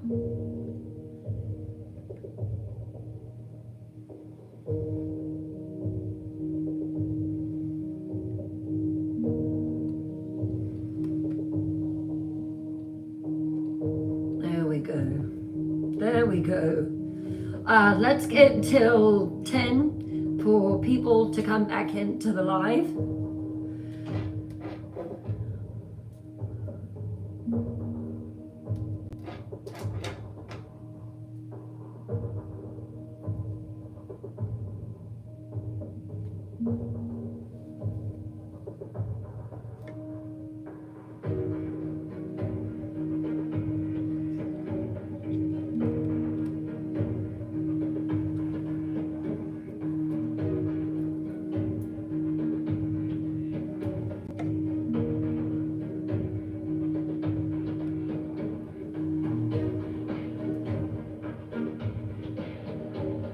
Hello, Janet Cookie. Hello. Hey there, Tammy. You like it, Janet Cookie? I like this one too. Hey, Phoenix Frank. How are you, darling?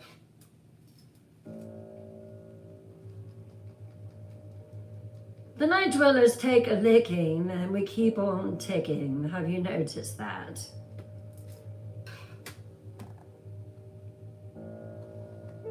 Let's start sharing. Share the live.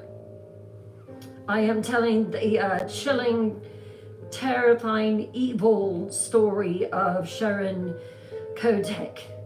Had you ever heard of her? She's absolutely chilling, isn't she? I told you. I told you.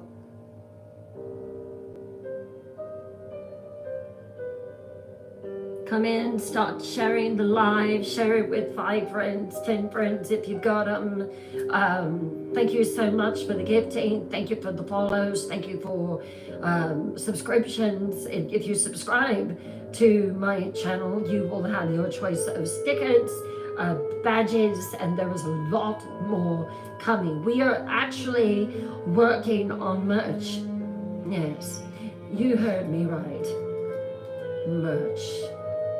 T-shirts, hoodies, coffee mugs, tumblers. What else? So many things we are working on right now. Fans? Would you like a fan, Karen? I'm sure that could be arranged. Love merch? So do I.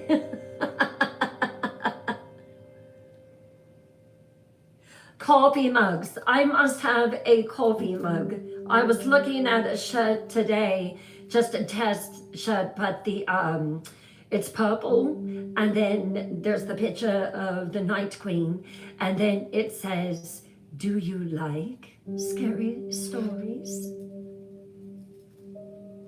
Yes.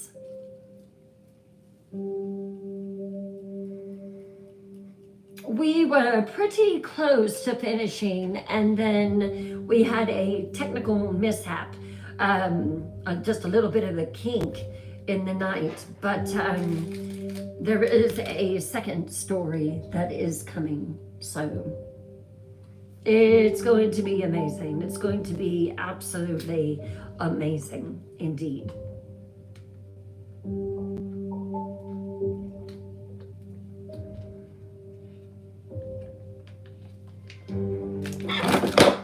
Oops.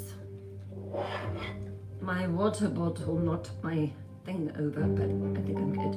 Yes, I'm good. Oh my goodness. I just love it. I love the gothic vibe behind me. Isn't it beautiful?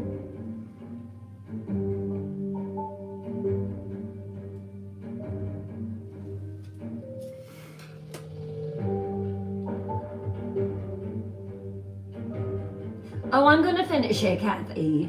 I'll finish. 2 more minutes. 2 more. Hey, Magic Moon. How are you, darling?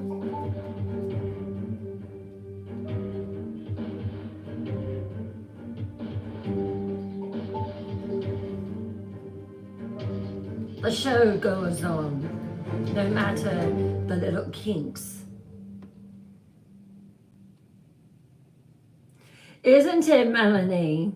Could you not see Ian standing at the bottom and Ella coming down from the top? It is dark, it is moody, it is mysterious, it is lovely. Oh, look at the chandelier right up there. I think I found my background. I love it.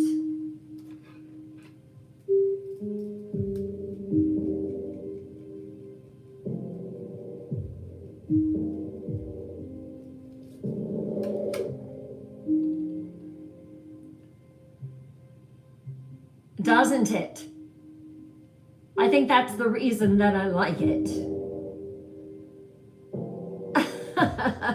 Hello, Killian. How are you? I love your name. Come on in. Numbers are climbing again. We are over 60. Share the live. Tap the screen. I'm so sorry that happened earlier, but let's just tap it, get that algorithm going, and get people that want to be told the scary story before going to bed. Oh no, Roxy. Oh, you like my accent. I'm so glad, Killian.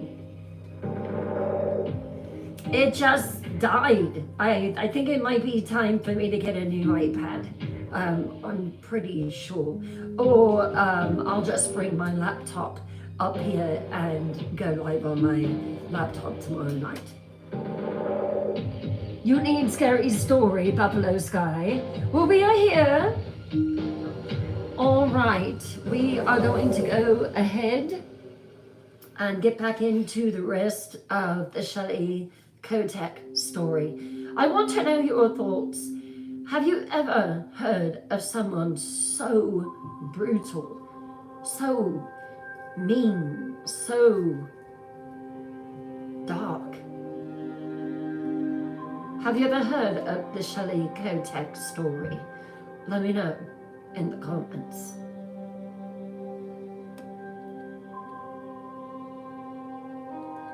Oh, wonderful, Yuzalana. So good to have you here. I'm glad that you are enjoying the background. Thea Elswick, thank you for the follow. Thea, do you like scary stories?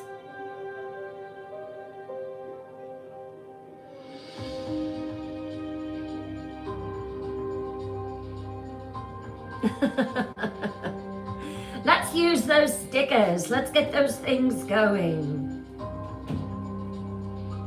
Night dwellers, we had a little bit of a technical mishap, just a little bit of a hiccup, but we're back, and I am going to continue the story of Shelly Knotek, and then I will continue right into the serial killer story, Albert Fish. Yes, one of the most notorious serial killers in American history.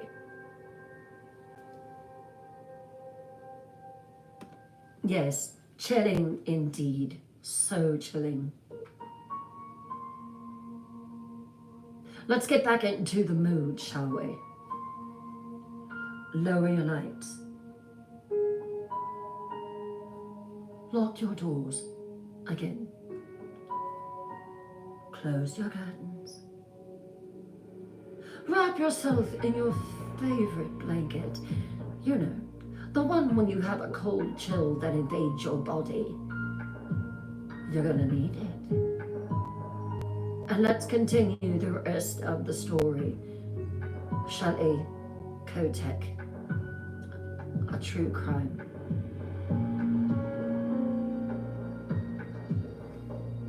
Shelly Knotek was loud, dramatic, always telling wild stories about sick relatives, ungrateful children, old friends who'd wronged her. Most people brushed her off. They knew she was lying. Small town gossip, they thought. But by the early 2000s, her stories were becoming too bizarre. How were so many people disappearing under the watch of the Good Samaritan? Too elaborate, too rehearsed. And the people around her were disappearing. First Shane, then Kathy, and then Ron. All of them had one thing in common. They trusted her. Shelly explained away each vanishing with an easy smile and a soft voice.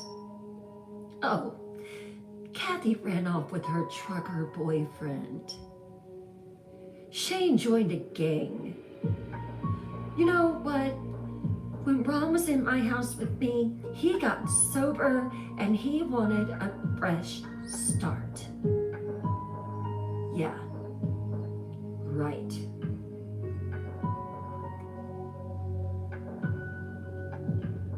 But there were no forwarding addresses, no phone calls, no goodbyes, just empty rooms and frightened children. Her daughters, Nikki, Sammy, and little Tori, moved like shadows through the house. They knew better than to speak up. They knew what happened to people who asked too many questions. Their silence wasn't consent, it was survival. But now Nikki was getting older, and the guilt was louder than the fear. And she started to write things down. Dates, names, what she saw, what she heard at night when the house creaked and the fire burned behind the barn. The terrible, acrid smell coming from the bonfire. She told herself she was just keeping a record, just in case. But deep down, she was building the courage to do what no one else had dared. Tell the truth.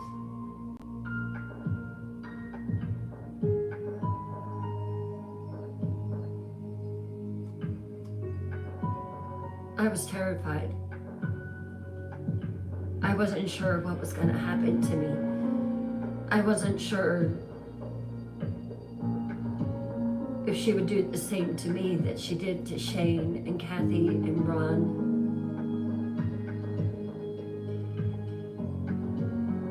But I knew they hadn't ran away. She was just continuing to tell lies like she always has.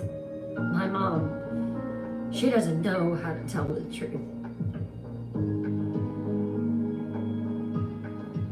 I couldn't hide it anymore. I couldn't carry it anymore. Not after what I'd seen, not after what I'd witnessed, not after what I knew.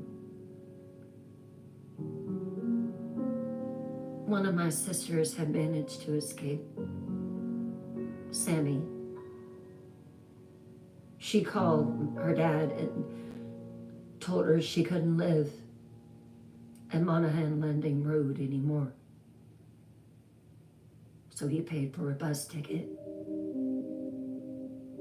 Mom fussed. Sammy didn't care. I'm leaving here, and I never want to see you again. I was proud of my sister, and she was the only one that I could reach out to. Sammy, the brave one. She'd already distanced herself from the family together after I told her the story of what had happened. We made a decision that would change everything. We went to the police.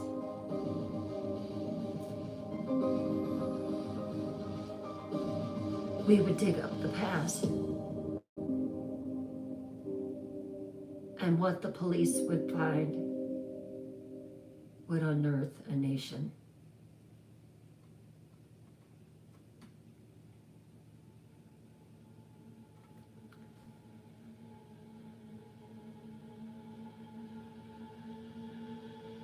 Sammy's dad drove us to the police station. He said, "You gotta tell them everything.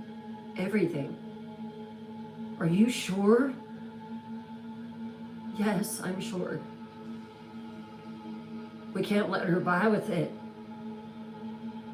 He drove us to the police station. We walked in.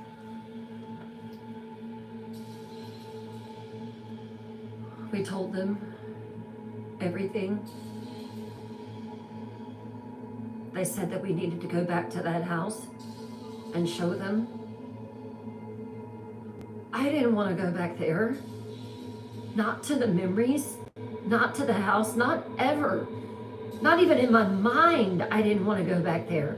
I have worked so hard to bury it all, like she buried them. Deep, quiet,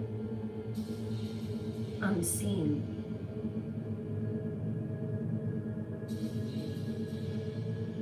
But as I listened to Nikki tell that story to the cops, I'll never forget her voice. She didn't say anything. She didn't say hello. She didn't cry. She just said, I need to tell you about Shane.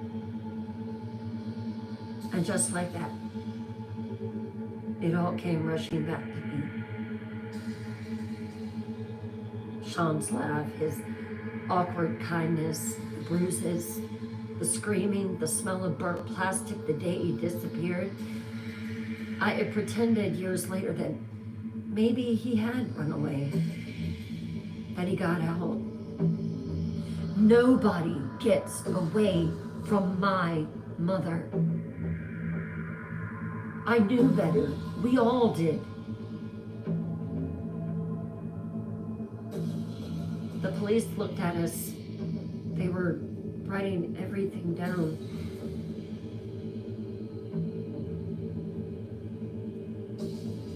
They said that they needed us to go with them the next day. So I stayed with Sammy and her dad in her tiny apartment. Just two sisters trying not to look each other in the eye. Trying not to say what both of us were thinking. We were worried about Tori. Tori was the youngest, and now that nobody was there. Would she decide to take her next?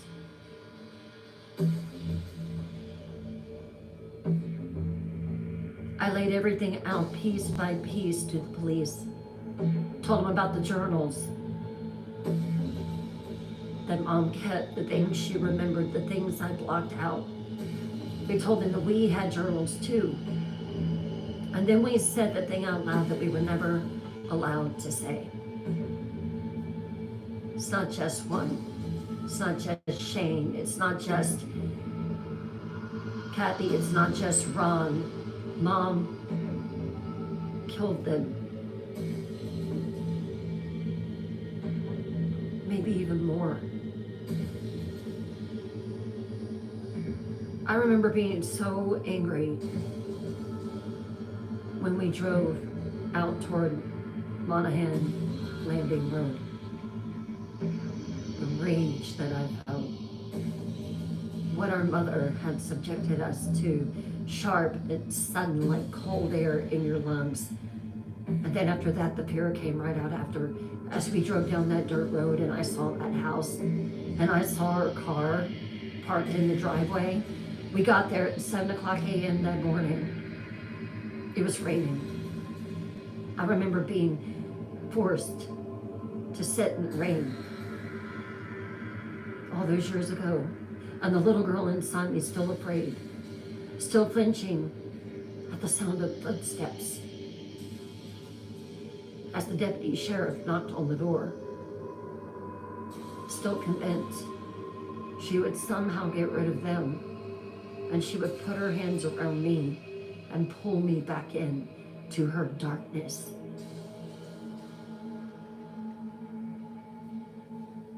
And then Sammy tapped me on the arm. We can do this, sis. We can do this. She can't treat people like this anymore.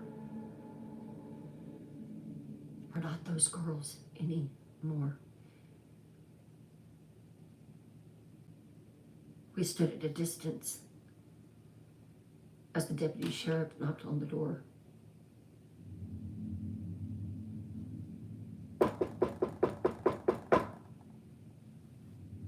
Shelly Knotek.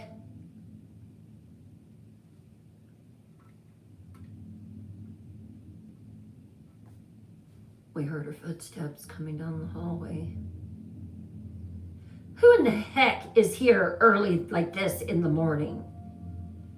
David, what is it?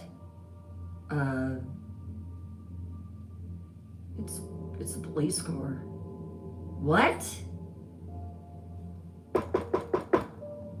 Miss Knotek, it's the police. You need to open the door now. I could hear her scrambling around like a rat. They can't come in. They can't come in, David. I'm gonna tell them you did it. Y'all did it. It wasn't me. Y'all did it. Then she opened the door. And there in the early morning mist, Mom, her hot pink housecoat that she always wore, her fluffy bunny bedroom shoes, her hair up in curlers with a scarf tied around it, with a look of complete and utter surprise on her face. Well, hello there. How can I help you this morning? Are you Shelly Knotek? Yes, I am. Ma'am, we need to come inside and talk.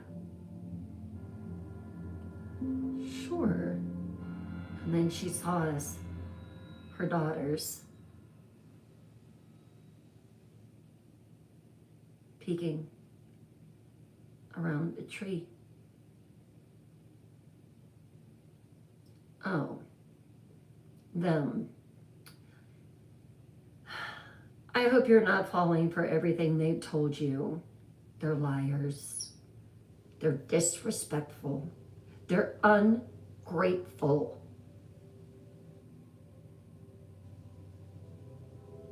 Ma'am, we need to talk to you. Fine. Talk away. For the first time in my life, as the police followed her in Monahan Landing Road, that house of horrors, for once I felt like someone believed me. Someone was going to stop her. Shelly Knotek's name, her reign of terror was over. And they did. They went to the house. They brought in cadaver dogs. They brought in forensic vans. They brought in people that started digging up the yard behind the barn. And what they found was exactly what we knew they would. Shane and Kathy and Ron never left. The authorities arrived at the Knotek home with shovels, evidence bags, and a growing sense of dread. The yard behind the barn had been disturbed. The ground uneven, the memories soaked into the soil. When they began to dig, they found what Nikki and Sammy had feared all along. Human remains, some charred, some shattered, bones hidden beneath years of smoke and bleach. It would take weeks to identify what they could, but there was no denying it now. Shelly Knotek's house was a graveyard. Shelly was arrested. So was David. At first, Shelly feigned shock. I didn't do that! Horror. She insisted. I was framed. that her daughters were mentally unstable and that they had did it all. That everyone had it wrong. I tried to help those people. They just wouldn't take my help.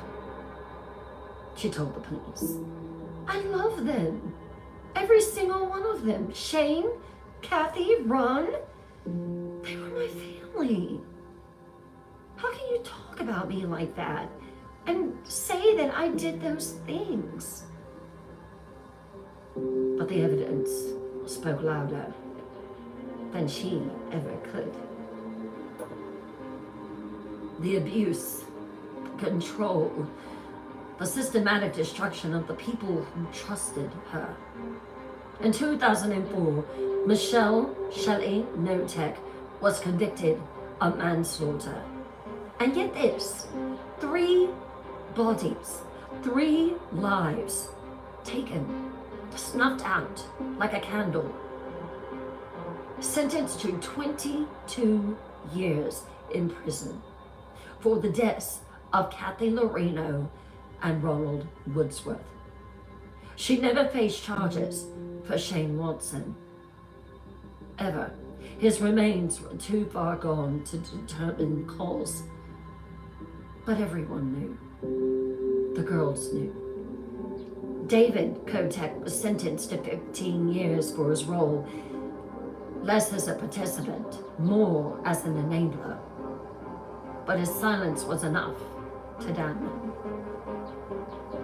The girls, Nikki, Sammy, and Tori, testified against their mother. They stood in court, shaking, sobbing, but steady. They told the world what it had taken them years to find the courage to say. That they were prisoners in their own home. That their mother had created a house of horrors. And that silence almost cost them everything. When the trial ended, there were no cheers, no victory, just cold relief of truth. The ache of freedom won too late. The weight of guilt that doesn't go away, even when justice is served. But Nikki kept writing. Her daughters, Sammy kept speaking, and Tori, youngest of them all, finally began to heal. Because surviving Shelly Knotek wasn't just about making it out alive. It was about telling the world what evil looks like when it wears a mother's face.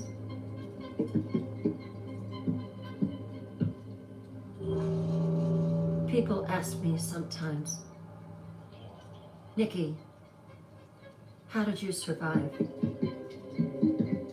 And the truth is, I didn't. Not all of me. There are parts of me still in that house and there always will be. In the floorboards, in the silence between screams, in the smell of bleach and burned flesh that I still can't scrub from my memory. I grew up under this woman's, this monster's shadow. I called her Mom. She gave me life and then took it from everyone else who got too close. She took Kathy's laughter. She took Shane's future. She took Ron's body and crushed his soul. And she took our childhood piece by piece, smile by smile. People want a happy ending, but the truth is, there's not always going to be a happy ending. They want to hear that justice made it right, that prison changed her, that we moved on, but real stories, listen, they don't end like that. Some wounds don't heal. They just stop bleeding long enough for you to pretend you're okay. I still wake up in the night hearing the sound of ice water hitting. I still flinch when someone raises their voice. And sometimes I still catch myself wondering if I could have saved them sooner. If I could have screamed louder, run faster, done more. But I was a child, and she was everything. And yet I'm still here. That's what I clung to. I survived her, and now I speak because silence is what she fed on, and I refuse. I absolutely refuse to feed Shelly Knotek ever again.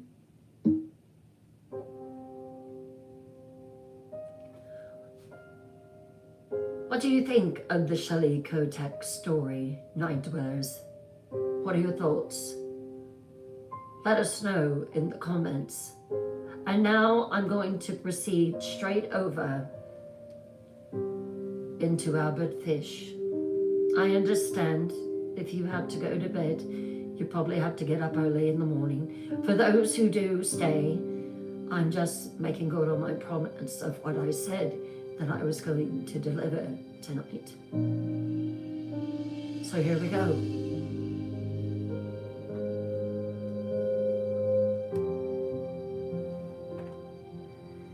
Well, looky there. Most of the crowd came back. Welcome, Night Dwellers, as I begin the second story of the evening. Albert Fish. Viewers' discretion is advised.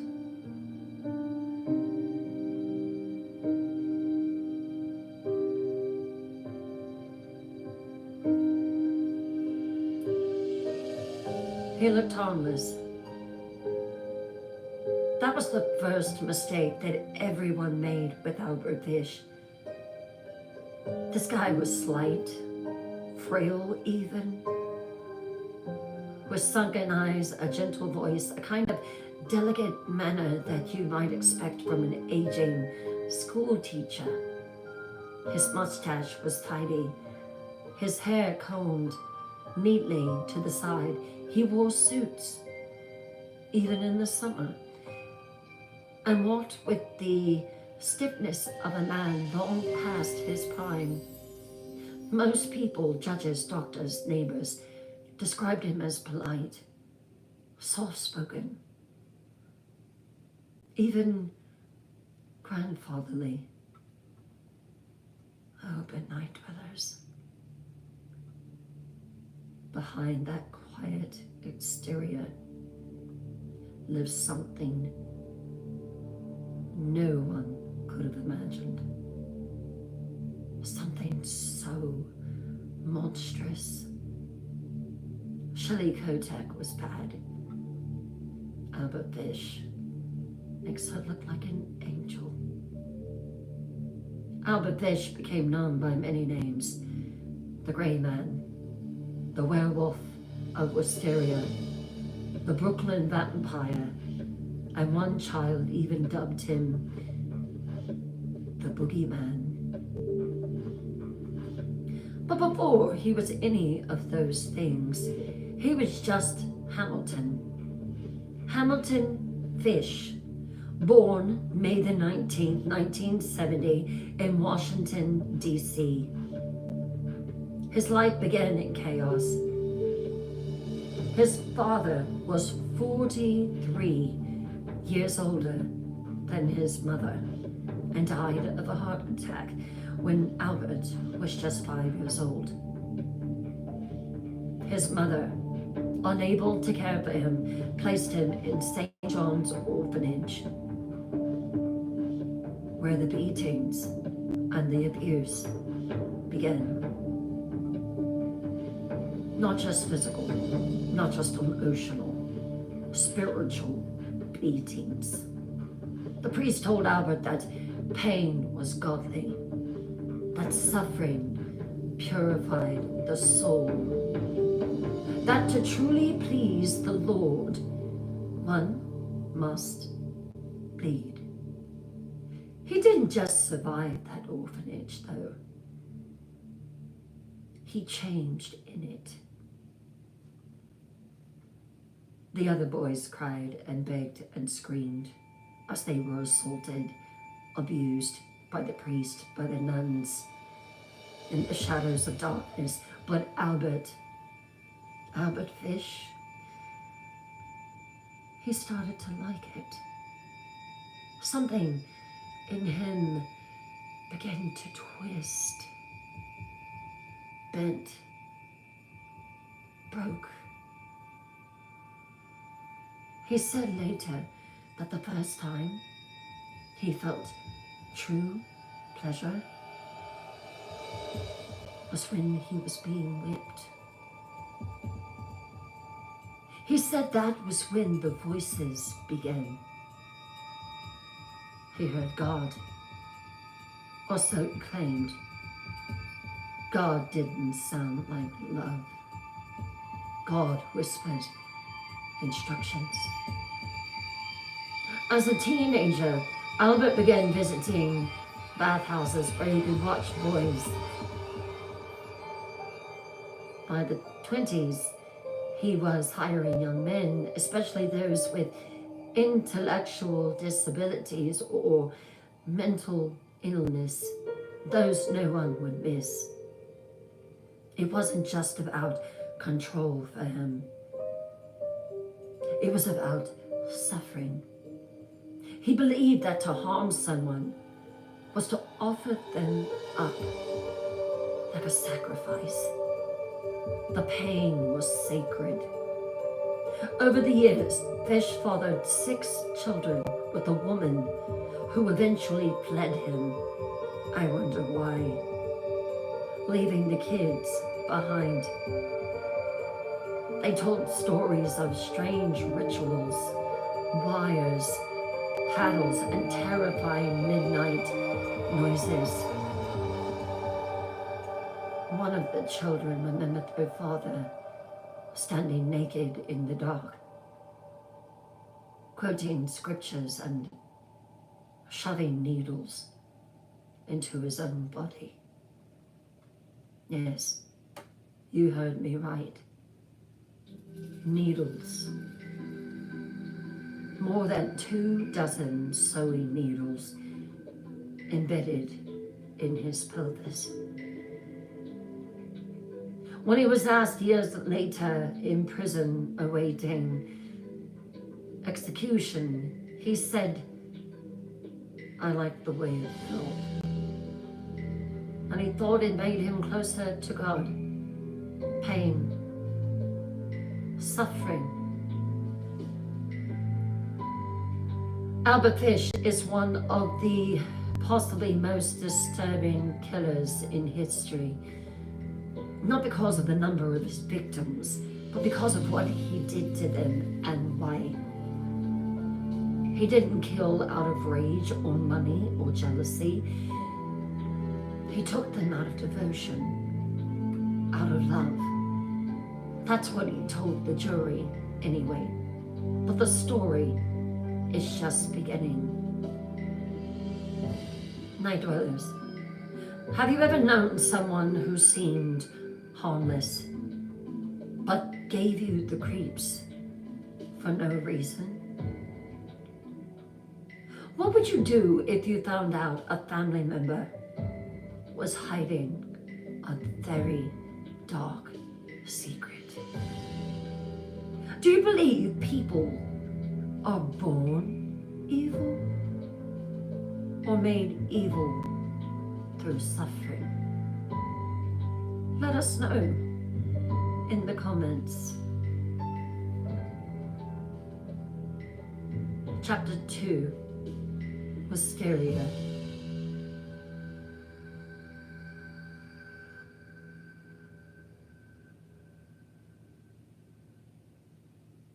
In the voice of Albert Fish.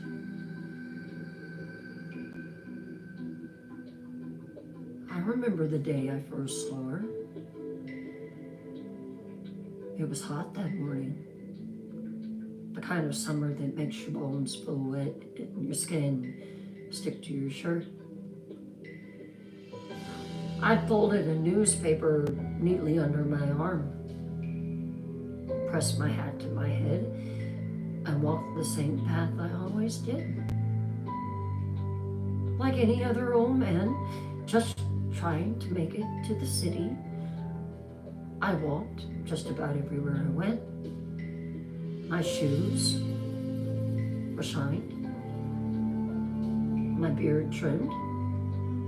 No one ever looked twice at me. I was a gentleman. I said, "Hello, ma'am. Hello, sir."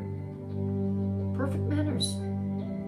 Just like I was taught to do at St. Joseph's School for Boys. That was my gift. I was invisible. The ad in the classifieds caught my eye though one day. Wanted employment for 2 strong boys, willing to work, honest, hardworking. It was placed by a family named Bud. Irish stock. Honest folks. I could tell it the minute that I met them. Poor, certainly, but decent. Just the type to trust a soft-spoken stranger with a kind face. When they answered the door of their apartment in East Harlem, I smiled wide. Told them my name was Frank Howard. Said I was a farmer from Farmingdale, New York. Claimed I was looking to hire some strong boys to help with chores around my farm. Their son, Edward, he stepped forward first. Broad shoulders, quiet eyes, just 18. It would be hard to take him. Oh, I could do it. I've done it before, but I liked him. I liked what I saw.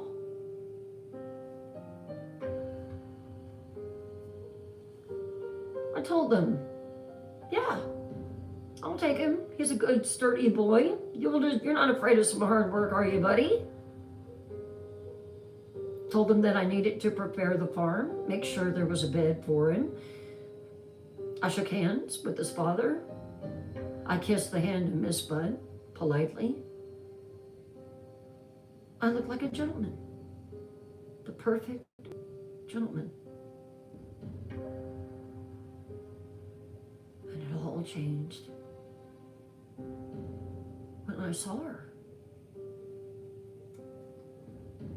Grace. Her mom called her Grace. She came in from the kitchen with a pitcher of water. She had a pretty white ribbon in her hair. 10 years old, pale, fragile, beautiful in the way that angels are beautiful. Something untouchable about her. Something meant to suffer. She smiled at me. I smiled back. I knew in that instant, Edward would never step foot on my farm. I didn't need him anymore. There was no farm. There never was. Everything changed when I saw Grace. Over the next few days, I wrote letters, made phone calls, lied with ease. I returned on June the 3rd with the story already prepared. I laid in bed. I thought about it a lot. I'd invented a niece's birthday party, claimed it was just across town, and asked if Grace would like to make some friends. Would she accompany me? Promised to have her back by that evening. That was a lie.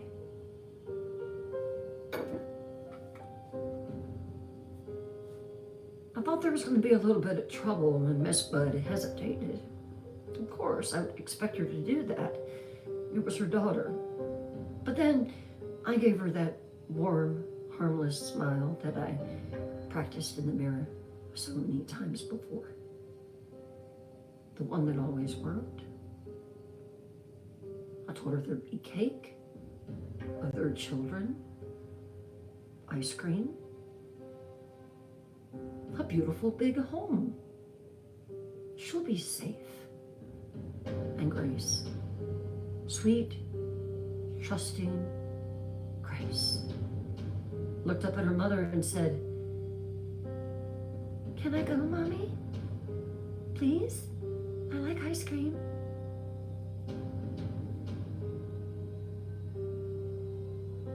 Her mother said yes. I took her hand. She never came home again. How would you feel, night dwellers, if a stranger came to your home asking to take your child for the day? What would you do? Would you have trusted Frank Howard, or old man with a kind face? Do you believe that evil has a face, night dwellers? Or can it wear the mask of innocence? Let us know in the comments. Chapter 3, The House on Irvington Avenue. Poor Grace. The beautiful little blonde angelic girl. She never stood a chance. When Grace Budd stepped onto the trolley beside Albert Fish that afternoon, she had no idea what she was walking into and the final hours of her short life. She thought there would be cake, ice cream, children, laughter, maybe balloons. She'd never been to a birthday party before. Her family couldn't afford it. Albert took her somewhere no child should ever go.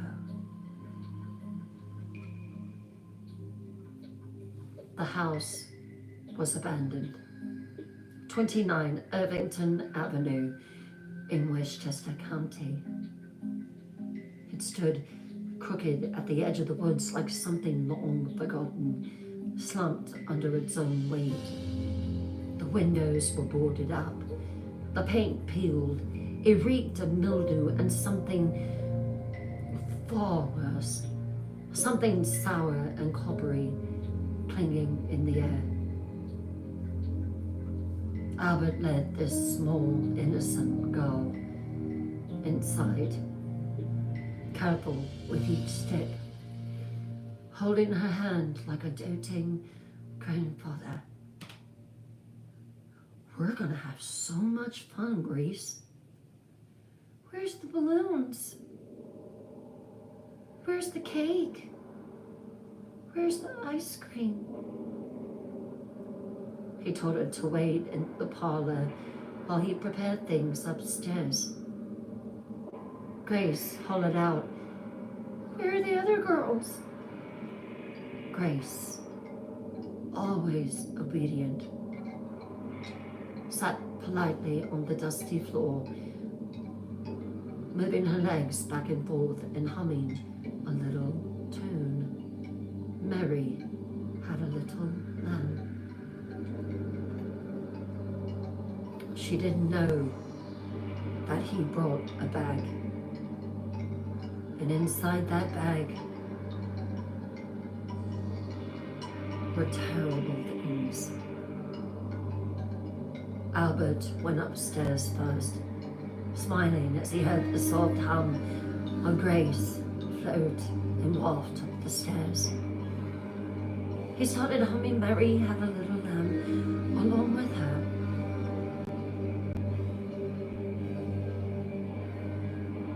He stripped naked so he wouldn't get blood on him, on his clothes.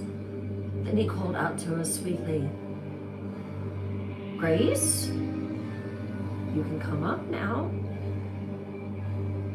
She obeyed the old grandfatherly man. She followed the voice of a man who spoke gently and smiled kindly.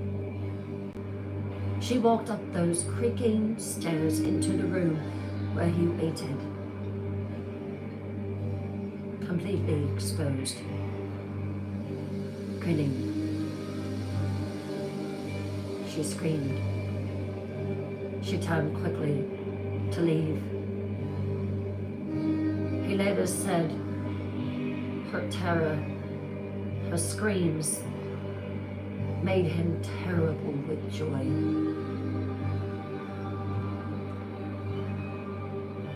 What happened in that room was so horrific that even the most seasoned of detectives wept at his confession.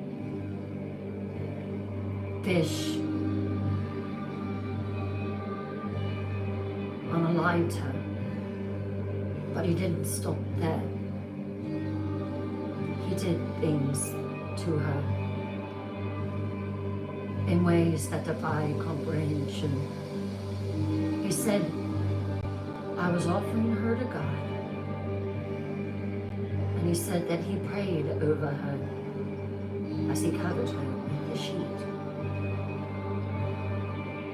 Then he lit a fire in the hearth and stayed in the house for 9 full days.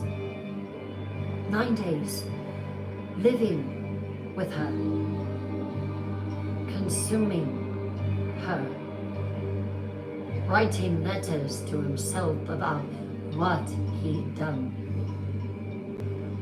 Years later, he would recount every detail with disturbing clarity, never flinching, never apologizing, as if it were a holy ritual. For 6 years, no one knew what happened to Grace. She was just a missing poster among many, a whispered rumor, a child in the machinery of the city. And Albert Fish, he walked free, unnoticed, invisible. Night dwellers, what would you do if your child vanished and no one could tell you what happened to her for 6 years? Does this sound like the work of a madman? Or a man who believed he was doing something righteous? Would you want to know every detail, or would you rather never find out? Let me know in the comments.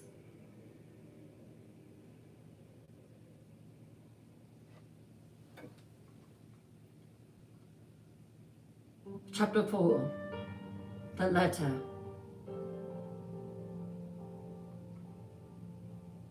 They say the truth sets you free. But the truth, when it is pure evil, doesn't set you free. It destroys everything it touches. It was November 1934, 6 years since I last saw Grace. I had thought of her every day. Not with guilt, not with shame, not with something deeper, something I can't explain to those who never felt it. Grace became part of me when I tasted her. And so I wrote her mother a letter, not to apologize, not to confess, but to relive it. I knew what I was doing when I slipped the paper into the envelope. My hands were shaking, not from fear, but from the thrill.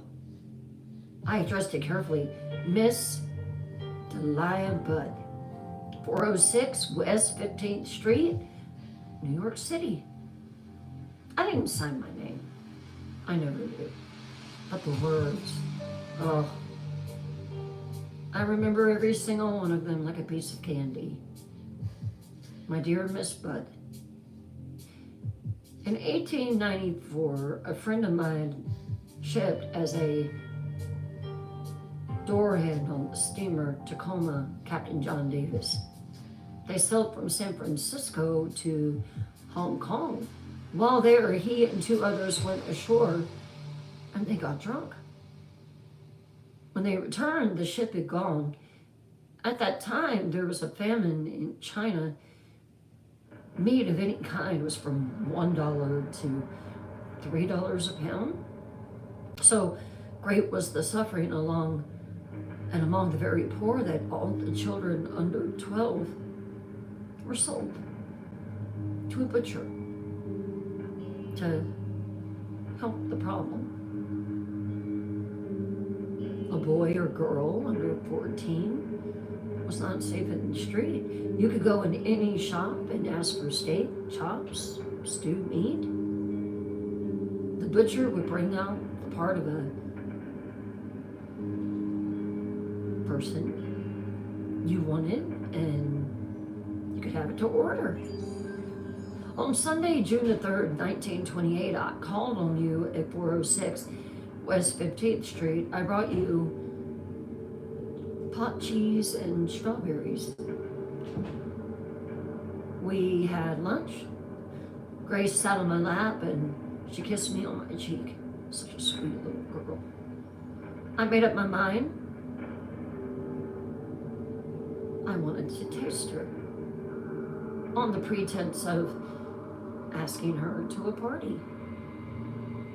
You're the one that said she could go. I took her to the empty house that I'd already picked out. When we got there, told her to remain downstairs. She picked wildflowers. I went upstairs, stripped to my birthday suit. I knew if I did not, I would have some messy clothes on me. When all was ready, I went to the window and called her. Grace, come on up. Let's celebrate. Then I hid in the closet till she was in the room. When she saw me, she began to cry and she tried to run downstairs. I grabbed her. She said she would tell her mama. But I'm telling you, I didn't do very good things that day. She fought me. I took care of it though. I lived in that house for 9 days, and I enjoyed her. Just so you know, I didn't compromise her. Sincerely,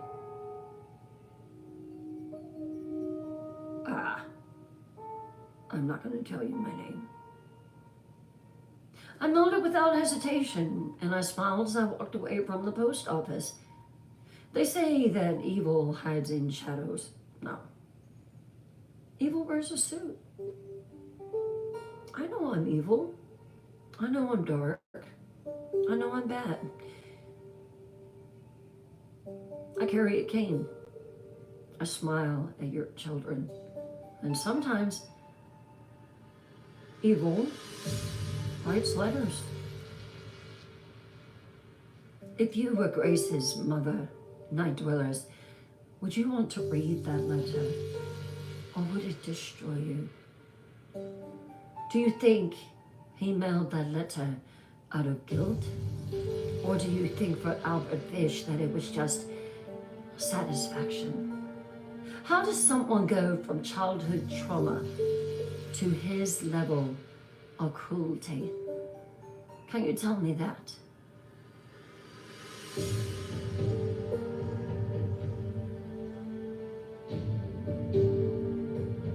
Chapter 5, The Trap. The envelope was yellowed with age. There was no return address at all, just a neatly typed name and a quietly cruel sentence inside that would change everything.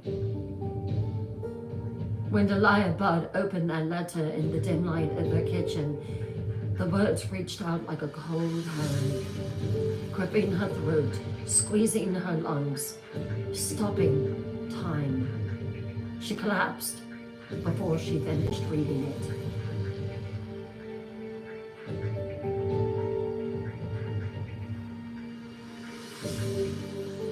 Her husband turned the letter over to the police, and for the first time in 6 years, there was a lead, something solid.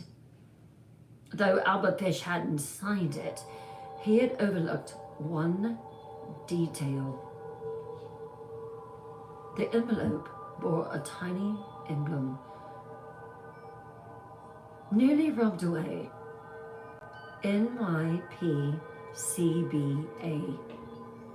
New York Times Private Chauffeurs Benevolent Association. Not real smart, Albert Fish. It was the break investigators had been praying for 6 years. Detective William King followed the trail to a rooming house. The landlady there remembered an old man who'd stayed there for just a short time. Said he had a quiet air about him, friendly, and his eyes were old, rusty nails, cold, empty, but he was always polite. First, she said that he paid his rent on time. He never made a sound.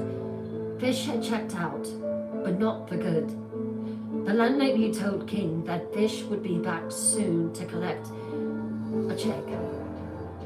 All they had to do was wait. So they did. And on December the 13th, 1934, Albert Fish walked back into that boarding house, calm as ever, expecting to pick up a paycheck and vanish once more into the fog of the city. Instead, he was met by Detective King. The moment their eyes met, Fish knew. He didn't run, he didn't resist, he didn't lie. In fact, he said, "I've got something to tell you. I know why you're here." Can you imagine being the mother who opens that letter 6 years later and finally learns the truth? That way. What a terrible way. Why do you think Albert Fish didn't run when confronted? Do you think serial killers want to get caught in the end? Let me know your theories in the comments.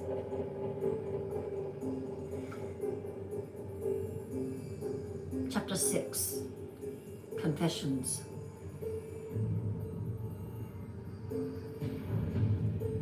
I didn't really flinch when they put the cuffs on me. Why would I?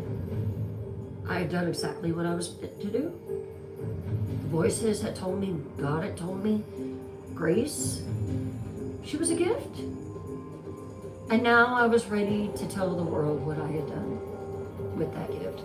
Detective King sat across from me in the interrogation room. He looked pale, tense, like a man holding back bile. He didn't know what to expect when I opened my mouth. But I told him everything. I started with Grace, of course. Described the day I saw her, the house, the preparations, the rope, the fire, the way I whispered prayers before and after. Then I told him about the others. Oh, you thought it was just Grace? Oh, no.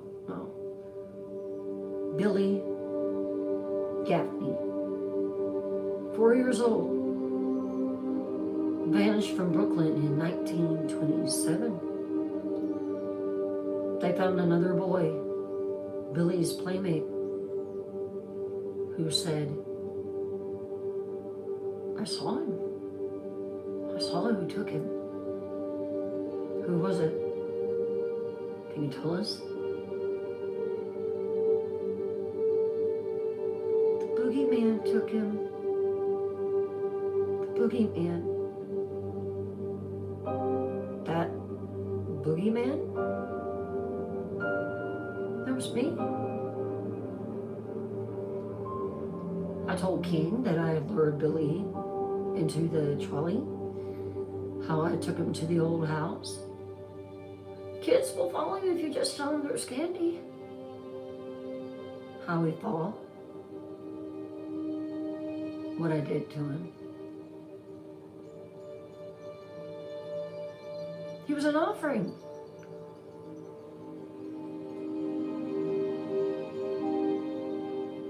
I remember the day well. When I finished the account, Detective King dropped his pen. He had stopped writing long before I finished speaking. You see, I don't want you to think that I was confessing out of remorse. I wasn't sorry. I needed them to understand, to witness, because this wasn't just taking people. It was a calling. There's a power in pain, holiness in suffering.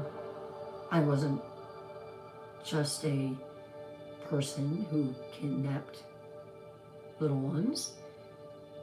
I was a disciple. Yeah. If you were the detective, Night Dwellers, could you sit through this confession without walking out? Do you think that people like this are mentally ill or just spiritually corrupted?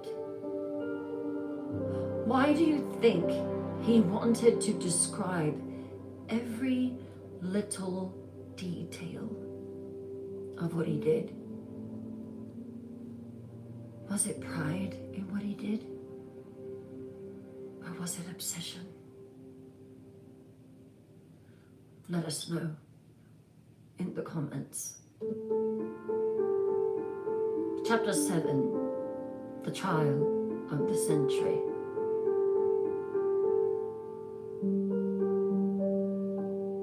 What they said about me during the trial was a little hurtful. They said I looked like a kindly old man when I entered the courtroom. Gray-haired, frail, wearing a neat little suit with my hands folded in my lap. Let them think that. Let them think I'm frail. Let them think that I'm oblivious. Let them think that. Let them look into my eyes and see nothing. That's the trick. But how they whispered when the details came out. It was 1935. The courtroom was packed. I remember how hot it was in there. Reporters leaned in like vultures over a corpse. Pen scratching paper as my crime spilled out into the stale air. Mothers clutched their rosaries. Men shook their heads. And the jury, 12 of them, stared at me like I was something dug up from the ground. They read my letter aloud. Yes, that letter, the one that I sent to Grace Bud's mother. You could hear the gasp. Some people walked out. One woman fainted before they even finished. My defense, even though I knew it wasn't true, insanity. My lawyer tried his best. He said no sane man could do what I did. He brought in psychiatrists, doctors who spoke of sadism, machoism, religious delusions. They said I had an obsession with pain, a psychotic devotion to martyrdom. But none of them understood me. I wasn't insane. I was chosen. I had fasted. I had prayed. I had bled for my beliefs. Prosecution didn't care. They called me evil, wicked, a menace to society. They showed the jury photographs of the house on Irvington Avenue. They displayed the instruments that I used, the saw, the blade, the cat of nine tails I made from a paddle and nails. I sat still through it all. I never looked away because I was proud of what I'd done. When the verdict came, I didn't tremble. Albert Fish, you are sentenced to be unalived. They asked if I had anything to say. I smiled.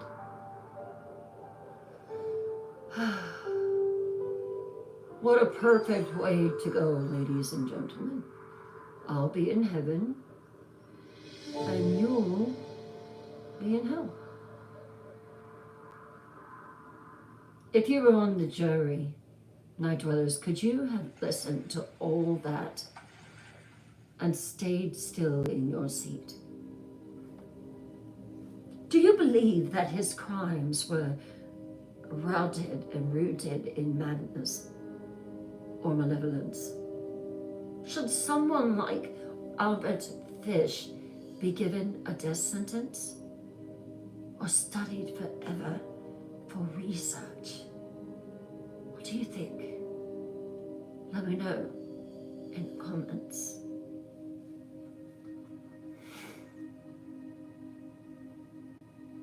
Chapter 8, Sing Sing. Death row at Sing Sing prison was colder than most expected. But Albert Fish, he didn't mind the cold. In fact, he welcomed it. The walls were cracked with age, the floors scraped and echoing with the shuffle of doomed men like he. But Fish moved through them like a ghost, quiet, smiling, humming softly to himself. Always polite to the guards, he made his bed, he folded his clothes neatly, read the Bible daily. Other inmates avoided him, not because of what he did, but because of the way he talked about it. One inmate said, "Please move me from him. He scares me." Fish told anyone who would listen that he was excited to leave the world. Not afraid, not anxious, excited. He believed that death would be his ascension, that the electric chair would be the final jolt of purity, his cleansing. One guard later said, he spoke about the chair the way most men talk about going to a wedding. The prison doctor gave him regular exams. He found that Fish still had 29 needles embedded deep in his pelvic area. Rusted sewing needles that he'd inserted into himself over the years. Some had been there for decades. When asked why he did it, Fish simply whispered, "To feel closer to the pain of Christ." I'm shaking my head on that one. Every Sunday he took communion. Every night he prayed on his knees. And every morning he smiled as if something so wonderful was coming. The guards began calling him the Moon Man. Not because he was crazy, but because something about him always felt like it wasn't of this world. Like he didn't belong to Earth, but something beneath it. He never asked for a pardon, never begged, never wept, because Albert Fish believed this was how was meant to end. Night dwellers, if you worked at a prison, could you treat someone like Albert Fish like a normal inmate? Does his calmness in the face of death make him more terrifying to you?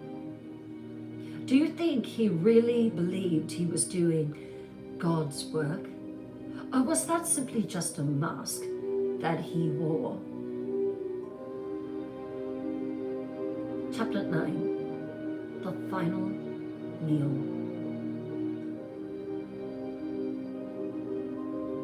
The morning of my execution, I woke before the sun. I sat up slowly, stretched my hands, and gave thanks to God. I had waited for this day for so many years. They asked if I wanted a special meal. Anything. You got it. Steak, fried chicken, slice of pie. I told them I'd like a simple meal. Boiled potatoes, a raw onion, and a glass of milk. They thought it was strange. Let them think that. Everything about me had always seemed strange to those who couldn't understand. I ate slowly. Every bite was a prayer. The guards came for me at 11 p.m. They were stiff, nervous. One of them couldn't meet my eyes. I told him, "Don't worry, son. I'm not afraid. I've had much worse pain in my life." And that was the truth. They strapped my wrists and ankles to the chair. The old wooden beast, stained by those who came before me, the leather bit into my skin. It felt like a sermon. I asked them if they had a word for me. No one spoke. So I closed my eyes and whispered my final words. It will be the supreme thrill. The only one I haven't tried yet. When they placed the metal cap over my head and dropped the mask down over my face, I smiled behind it because I knew this wasn't the end. This was my reward. The room fell silent. And then the switch was pulled. Night dwellers, if you had one final meal, what would it be? And would you be calm like him? Do you think that he truly wanted to die? Or was it all an act to hold power to the end? Does hearing his final words give you chills? Or does it reveal something even more disturbing?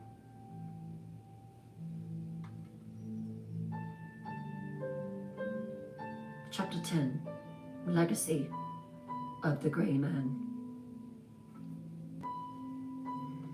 When the electricity surged through Albert Fisher's body, the prison lights flickered. The room stank of burning flesh. There was a sharp pop, like a fuse blowing. And for a moment, everything went completely still. It took 2 jolts to unalive him. Later, the technician claimed that the needles in the body had caused a short circuit. Some said the chair groaned. Others said the air felt so wrong afterward, thicker somehow, like the evil hadn't left the room at all, but simply passed into the walls. Outside the prison gates, reporters scribbled notes across the country. Headlines screamed, "Boogeyman no longer here. Albert Fish executed in electric chair. Child killer meets final fate." But for the families of his victims, there was no closure. Because how do you find peace after something like that. The Budd family never fully recovered. Grace's mother never smiled again. Her father passed of a broken heart not long after the trial. The Budd house became quiet and cold, a house with ghosts no one could see, and the legend of Albert Fish only grew. True crime books were written, psychological studies were published, students dissected his words, his crimes, his madness, the why behind the how. But the more they studied, the more they realized something chilling. There was no explanation. Not one that made sense, not one that felt human. He wasn't the most prolific killer, but he was perhaps the most disturbing. Even now, nearly a century later, that name, Albert Fish, produces fear, terror, evil, darkness. Children whisper about the gray man. Podcasters won't say his letter aloud. Even hardened detectives avoid speaking of the details. Because Albert Fish didn't just commit evil. No. He became evil. And evil like that never really dies. Night Dweller's final question of the night, or the final interaction. Why do you think the story of Albert Fish continues to disturb people more than other serial killers? I'll answer it in my way. Children. It takes someone cold-blooded and dark and evil beyond comprehension to do what he did. What part of the story sticks with you the most and why? There's a lot in this story that sticks with me in an unpleasant way. Last question, would you rather forget this story or share it to warn others about the evil that hides in plain sight?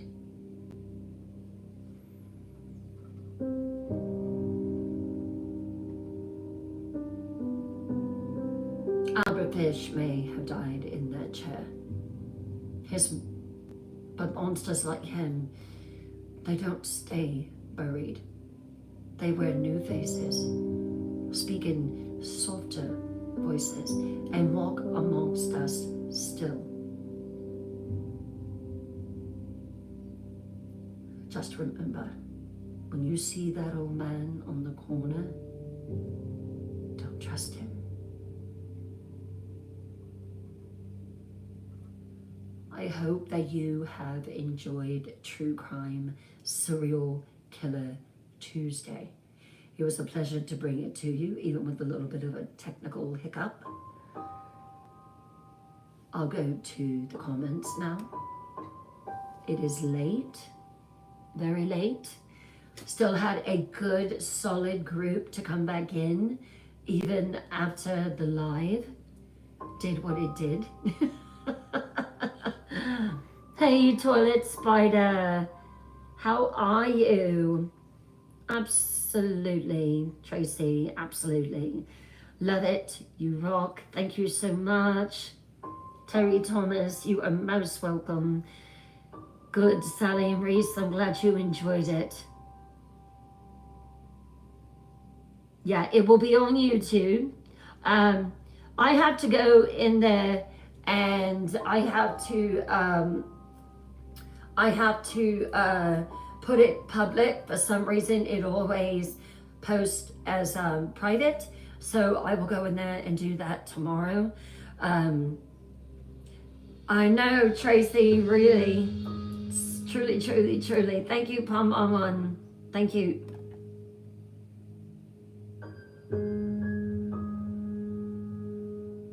Oh my goodness, that is terrifying.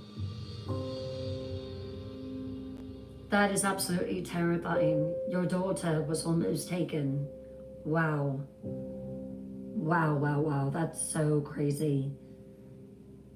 Thank you, my wonderful night watchers. You did an absolutely amazing job. Don't they do a great job? Let's give a silent round of applause. I can hear it. It's loud. It's thunderous. It's a huge amphitheater, and people are crowding in and just clapping and applauding and cheering. Thank you, Legend of the 80s. Thank you.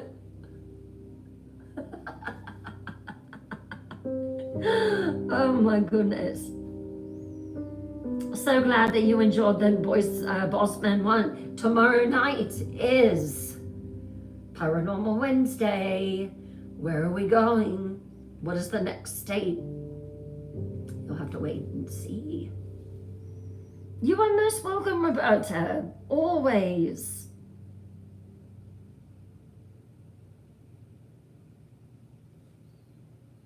Oh, I'm so glad you enjoyed it, Terry Thomas. So glad. Happy Halloween. Happy Halloween. In my book, Halloween is 365 days a year in the Ninth Kingdom.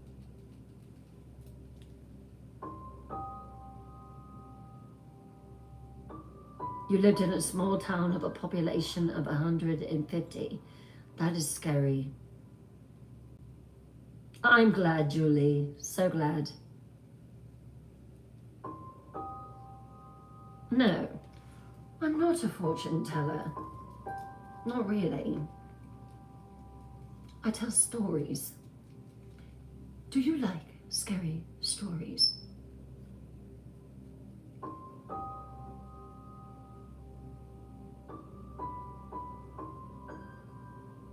It was a very hard one to listen to, Magic Moon. Both of these stories tonight were difficult to tell.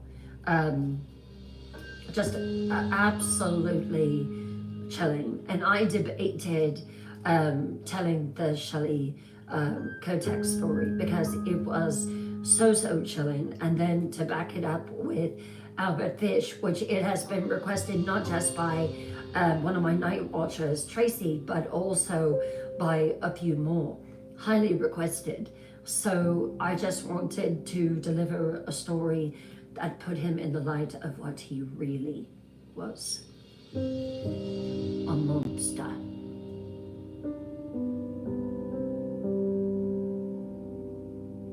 My purpose.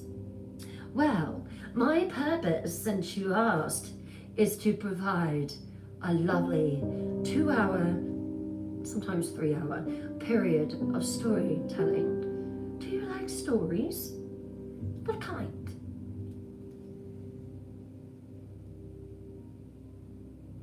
Chilling with my eyes see you ghost, yeah, definitely.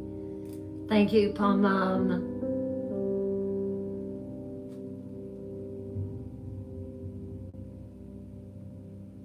Oh, thank you, Roberta. So glad that you enjoyed it. Do we have a bot in here?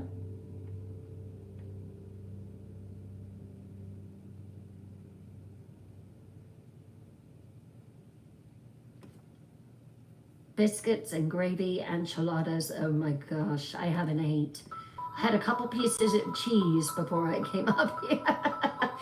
Ed Gein, he was terrible. He was Jewel. Absolutely. Brooke, he had, it was more than what I said. He had Let me see. 1 second here, and I'll tell you. He had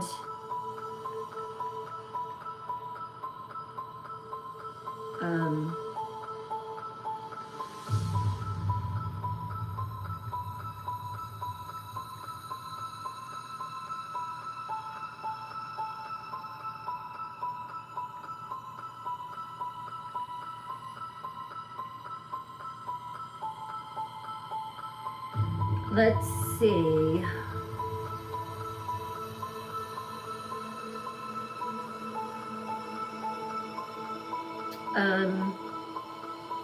He confessed to multiple murders, but only a few could be verified. I'm sure it was more than just Grace and the other little guy.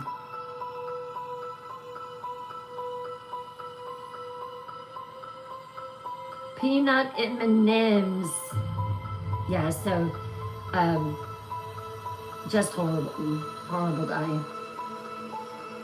If I had a last meal, it would be a ribeye steak, medium rare, with a fully loaded baked potato, and on the side would be a piece of red velvet cake with cream cheese frosting. Yes.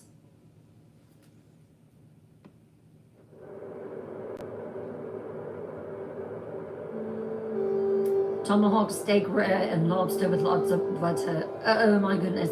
No, Joel, unfortunately, the story of our fish is absolutely 100% true. Oh, someone else said red velvet cake, legend of the 80s.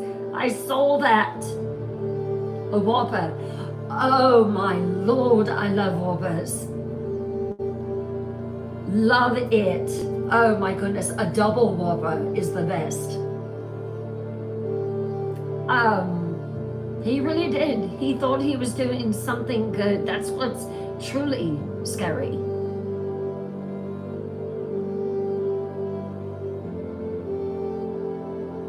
I don't think I would want to work in the prison. He did. He left them there. I don't think I would be able to sit there and Robin, thank you for the beautiful whale. Let me see if I can get in real quick and call out my lovely gifters. Roxy, thank you.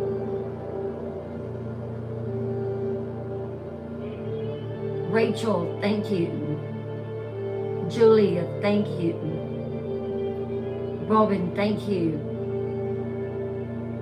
Spitfire, thank you. Rachel, is that another Rachel? Rachel, no, that's the same. Rachel, thank you. Kim Sanford, thank you. Magic Moon, thank you so much. Rachel, thank you. Palm on one. Chrissy, good to see you, my love. Amina. Karen.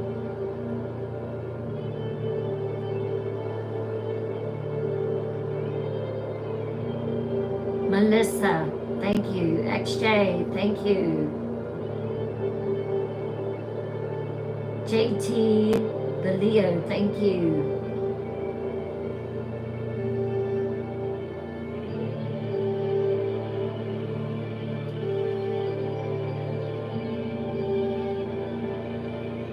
Judy, thank you. Teresa, thank you. Janet Cookie, thank you so much. Phoenix Frank, thank you. And for the others that were on the other live before that big thing happened, thank you so much for giving globally. I'm calling you out. Thank you so much. You know, whether it was a small gift or a good gesture, it all goes toward keeping this live alive and thriving, keeps the candles burning. Oh, do we have an energy vampire in our midst?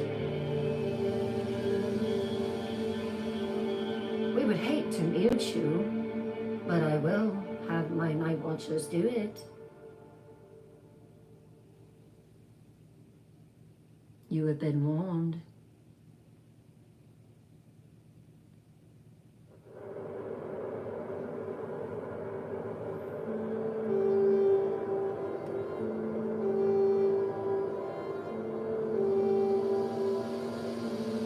Good, hopefully they left.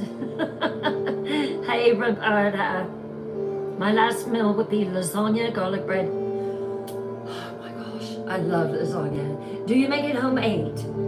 I've actually had the kind that is in the Stouffer's lasagna. Oh, it's so good, with some good bread. You love the music? I'm so happy to hear that. She did. She wrote a story about her mother. To be honest with you, I kept it very, very mild. When I was reading this book about Shelly Knotek, I actually had to pause. Normally, I'm a speed reader, and I can read a book in one sitting. And when I was reading this one, it was so horrific that I had to step away from it. I forget what it was called, but you would be able to look up Shelly Knotek, and it would. There's several books about it, actually.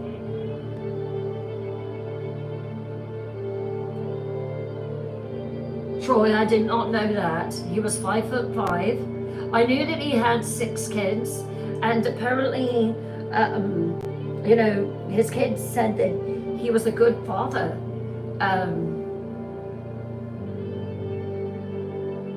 Good night, all of you who stuck in here and stuck it out with me. Thank you so much, Shelly. Dolby, thank you so much for being here again. Oh no, Shelly. You couldn't find me on TikTok? What time did you try to look for me? You have a good night, Phoenix Frank. Guys, you want to keep the energy going? Join my Discord. Come over there. Become a night dweller. We have a lot of fun in there. We post scary pictures. We post recipes. We have so much fun. Hey Casey, glad to have you back. But yeah, look, she did. She wrote a story about her mom and everything that happened.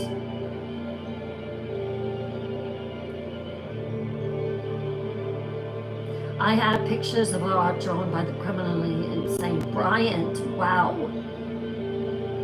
That's scary.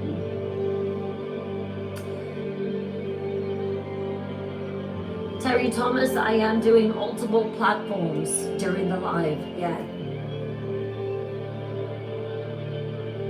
Thank you so much, everyone. Hi, Red Baron, last meal I want, whole bison heart to myself. Ooh, bison. I've actually had bison. It was very good. I enjoyed it immensely.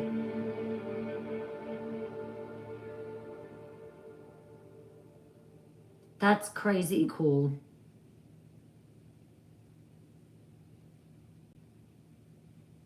YouTube looked amazing. Yeah, so right now I have that background on YouTube, but I've got one on the way. I am so excited about it. So excited. Cannot wait for it to get here. I don't know, Magic Moon. That is a very good question. I'd have a big Sunday brunch and then I'd be ready. I hear you, Mary. Oh, Kim, that's my favorite flavor of ice cream. Butter pecan. I love it.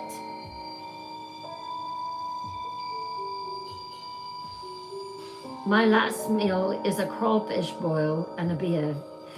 Are you from Louisiana, Melanie? I'm trying to remember.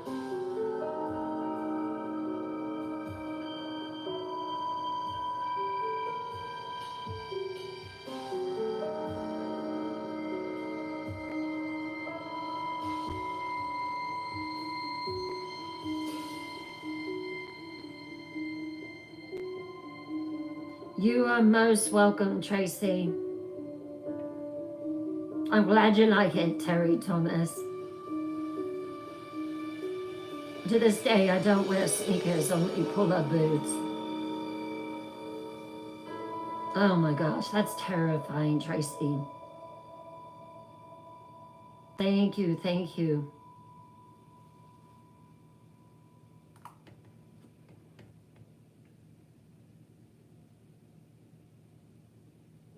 Casey, you are never intruding, my dear. You are a night dweller. This is family. Julie, you have a ghost at your house. Terrifying. Now remember, third Wednesday of the month is Paranormal Wednesday, and it is the night that everyone comes in, all my night dweller community, and you share your paranormal experiences.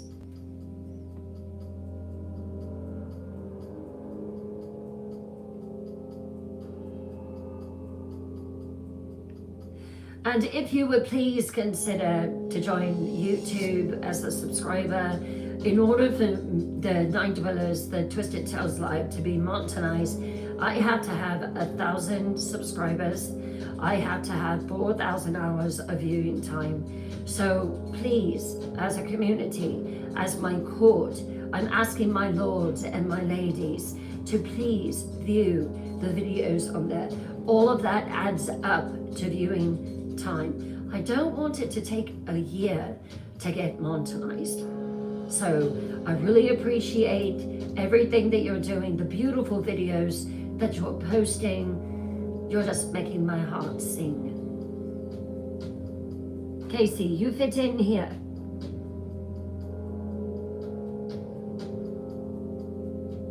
Yeah, so I'm pretty sure that's why I was trying to find out, Shirley, what time that you tried to come in. I think it was like 9:20 when my iPad completely went kaput.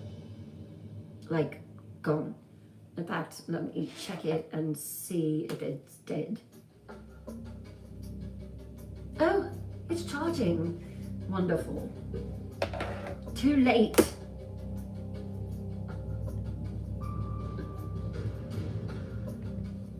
So join the Discord server, you'll absolutely love it. Please join YouTube and become a subscriber to Twisted Tales Live. Merch is on the way. Become a subscriber here on TikTok as well. You have stickers that you can use throughout the live, banners. We're working on so many different things. It's just unbelievable.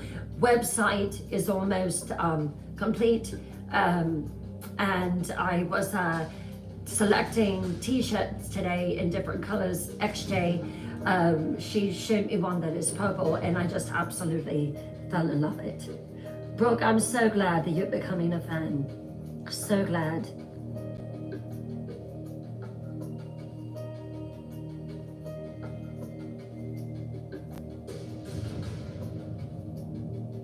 If you like scary stories, paranormal stories, ghost stories, true crime, horror, Appalachian horror, lore, if you like any of those, consider following and then hitting that notification bell, and you'll never miss another Twisted Tales Live. Monday through Friday, 8 o'clock p.m. Eastern. Oh, Casey, that's a good idea. You're like the Hat Man. Good night, Ray Ray. How are you doing, darling? So glad. I try to provide an experience for just a couple hours that everyone really enjoys.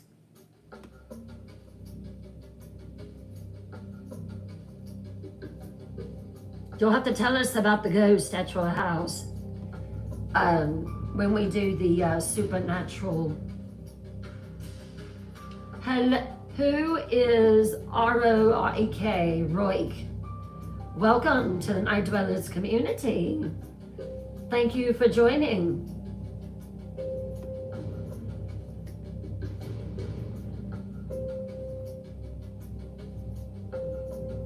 Oh my goodness, Ray Ray. Congratulations. That's so exciting. Hello, Ava. Welcome to the Night Dwellers Twisted Tales Live Discord. Oh, I'm so glad you like it, Wolfman. So glad. This was completely by fluke tonight that this happened. So let me just ask you, Night Dwellers, do you think everything happens for a reason? Do you know what? If that iPad had not went down and I had not got on my phone and I had chosen this wallpaper right here because I couldn't find another one, I would have never used it. It is absolutely lovely. It's going to go so well with everything that I do. Now be prepared, because like on Paranormal Night, just be prepared. There's lots of exciting things coming. But tomorrow night is Paranormal Night. Let's see. So we did Alaska, we did Alabama, we did, let me look at the states.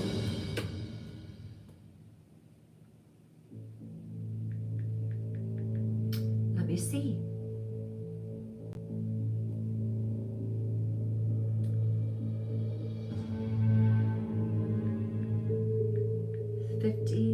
States. Alphabetical order. So we did Alabama, we did Alaska. Arizona. I know Arizona's haunted. I know it for an absolute fact. So tomorrow night is Arizona. Haunted Arizona. Anyone in the live from Arizona? What are the haunted spots there? Can you tell me?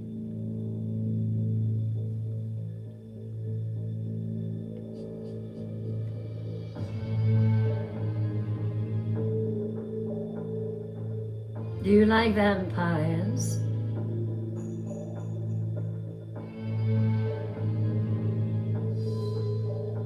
Do you like vampires, Wolfman? I also like werewolves.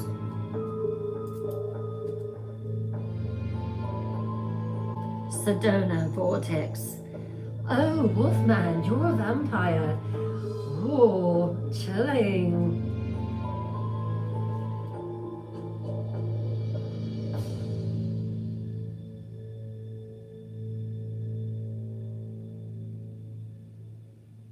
I do believe that everything happens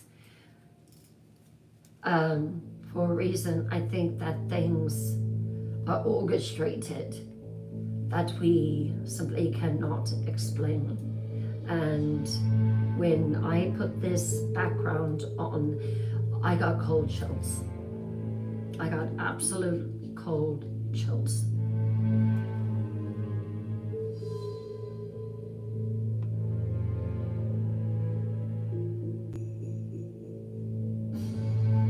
Oh, Brooke, that sounds creepy.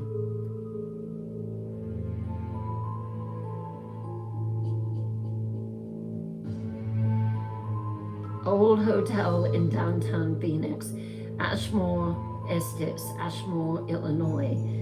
Been on Ghost Adventures. Casey, you've been on Ghost Adventures? Crafty girl, you and your mom are paranormal investigators? Oh, that is so fascinating. Arizona has the Yuma Territorial Prison that is supposed to be haunted. Why does that sound familiar to me? That sounds so familiar. It's called Ocala National Forest. It is a paranormal hotspot. I think I've heard about that one too, Brooke. I believe.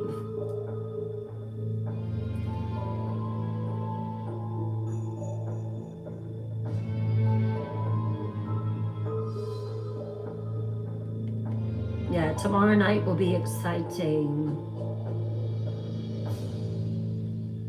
Skywatcher, thank you for liking the live, my love. In Florida, yeah. Wolfman, you were reborn in 1820. Wow, that is so exciting.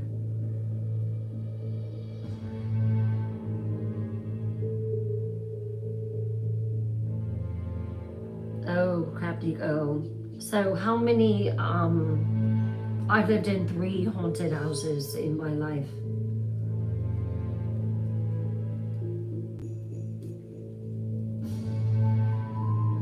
That is terrifying.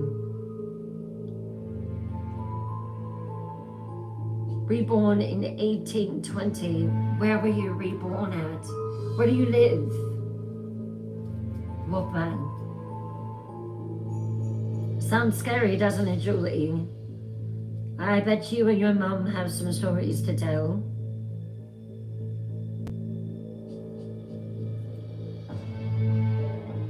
North Carolina, really? I'm in South Carolina.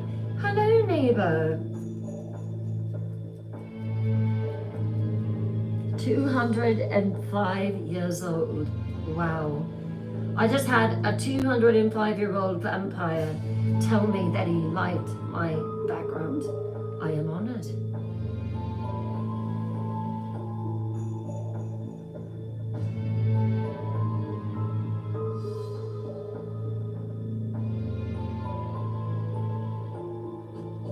Yes, Kimberly Ann, I absolutely love it. Casey, I am Welsh, but I've lived in the States for many years. And I've lived all up and down the East Coast, Maryland, Virginia, South Carolina, North Carolina, Maryland, Arkansas for a short time, and then a short time in Tennessee. Well, not a short time, maybe about a year. Yeah. Leo Williams in the house. How are you doing, darling? You like the background? It does, and that was what I was going for, was a vampire castle. I'm out of water. Oh, I found one.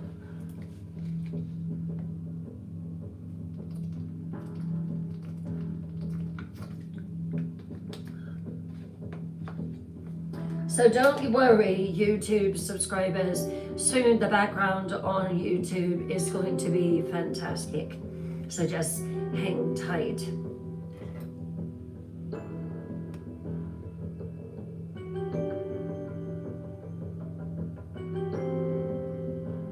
Oh, you didn't see my gown? Probably quite a few did not see it tonight.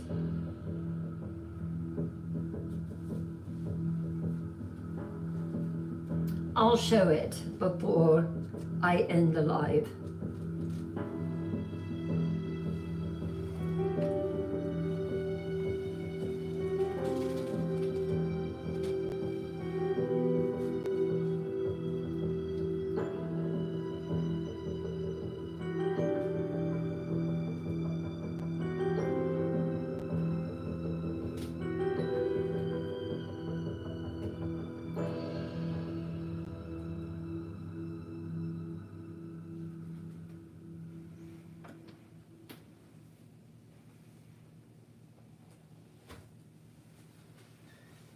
So this gown is navy blue, a deep, deep navy blue, and it has one strap, and then it has the strap across here, and then it has sequins down the front, if you can see it.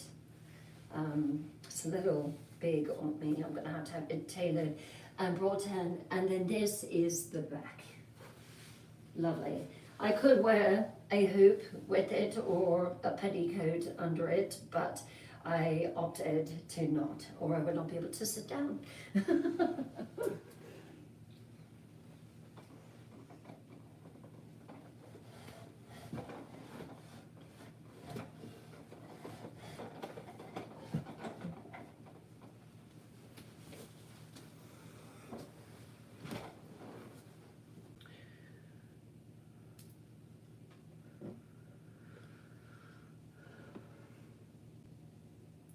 So glad you like it, Skywatcher. Thank you, Wolfman. Well, I tried to, Casey, that's for sure. Thank you, Leo. Thank you.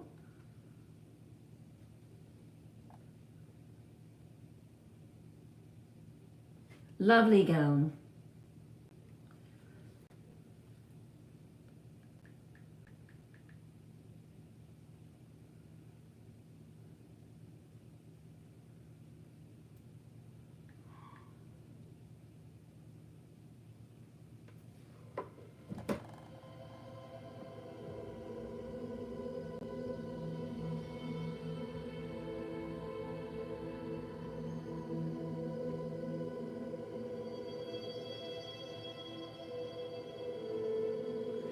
Well, I am a horror author, Wolfman, and I wrote two stories. One is the Haunting of Hastings House, and then one is the Haunting of Keller Estates. I'm working on my third, the Haunting of Doucette Hall, and then I have always wanted to write a vampire story. So when I started doing fiction night, I started sharing my story that I am currently writing, Blood in the Snow, and that will be Thursday night, and it is greatly enjoyed. I will say that.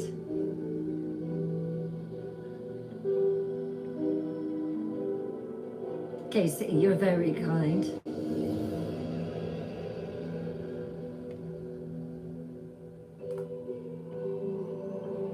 I'll be on for about 9 more minutes, and then I have to retire and go to bed and get some rest. But I hope y'all did enjoy the live tonight.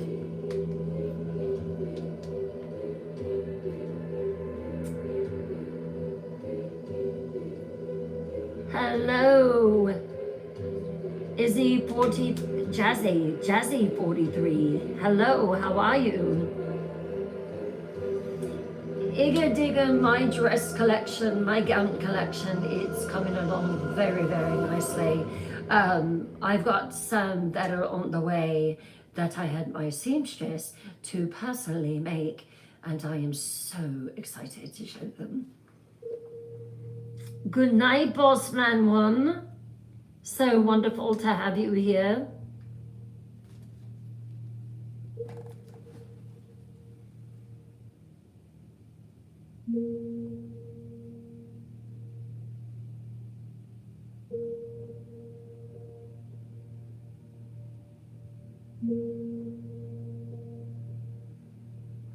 Your lives are great while I sit and paint Ouija boards. Oh, wow. Well, I'm glad that I'm able to keep you company, crafty girl.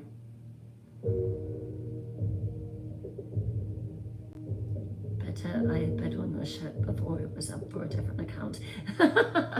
I'm very excited about the merch that is on the way. So excited. Casey, I'll never touch a Ouija board again. You'll have to tell us why. Good night, High Red Baron. Please come back and see me.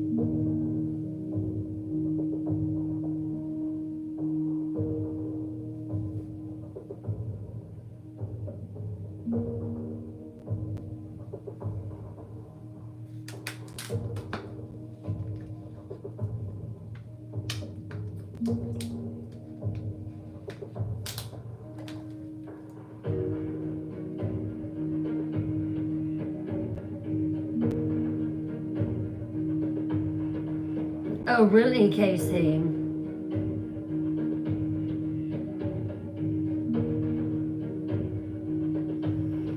Yes. We have some second-hand places here, and they always seem to have beautiful gowns. I have really enjoyed the journey, just finding these gorgeous gowns, ball gowns. I am really into the fall skirts. It just seems very gothic to me, very queenly. So when I become the Night Queen, I get into total character.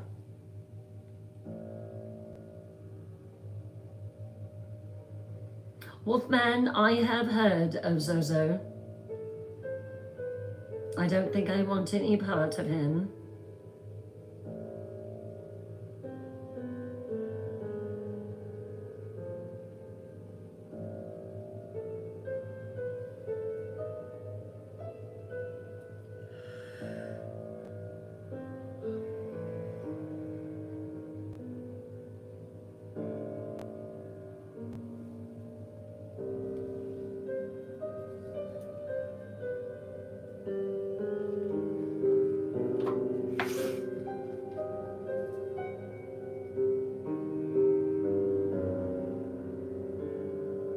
Oh my goodness, Wolfman.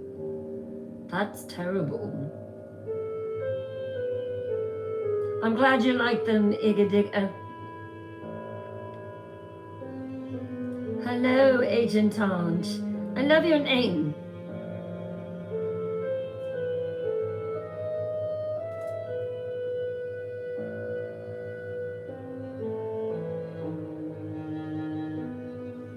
I hope that you enjoyed the live tonight, Agent Ange.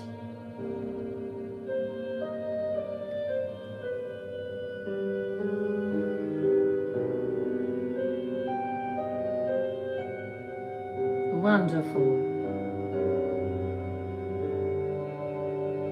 You are most welcome, Wolfman. Good to have you here.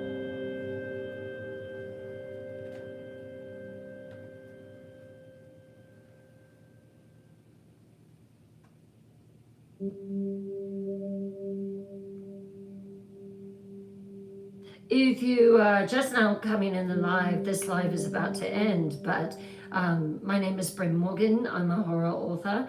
I am also a teller of scary stories, paranormal stories, ghost stories, true crime, horror, Appalachian horror, folklore, lore from other countries around the world. So if any of that interests you, I will be back on at 8 p.m. Eastern tomorrow night for Paranormal Wednesday. I will choose the next state on my list, which is Arizona. I hope you come back and enjoy the show. Thank you, Crafty Girls. So happy to hear that. Crafty Creator, thank you for following the live. Thank you so much for the follow. Crafty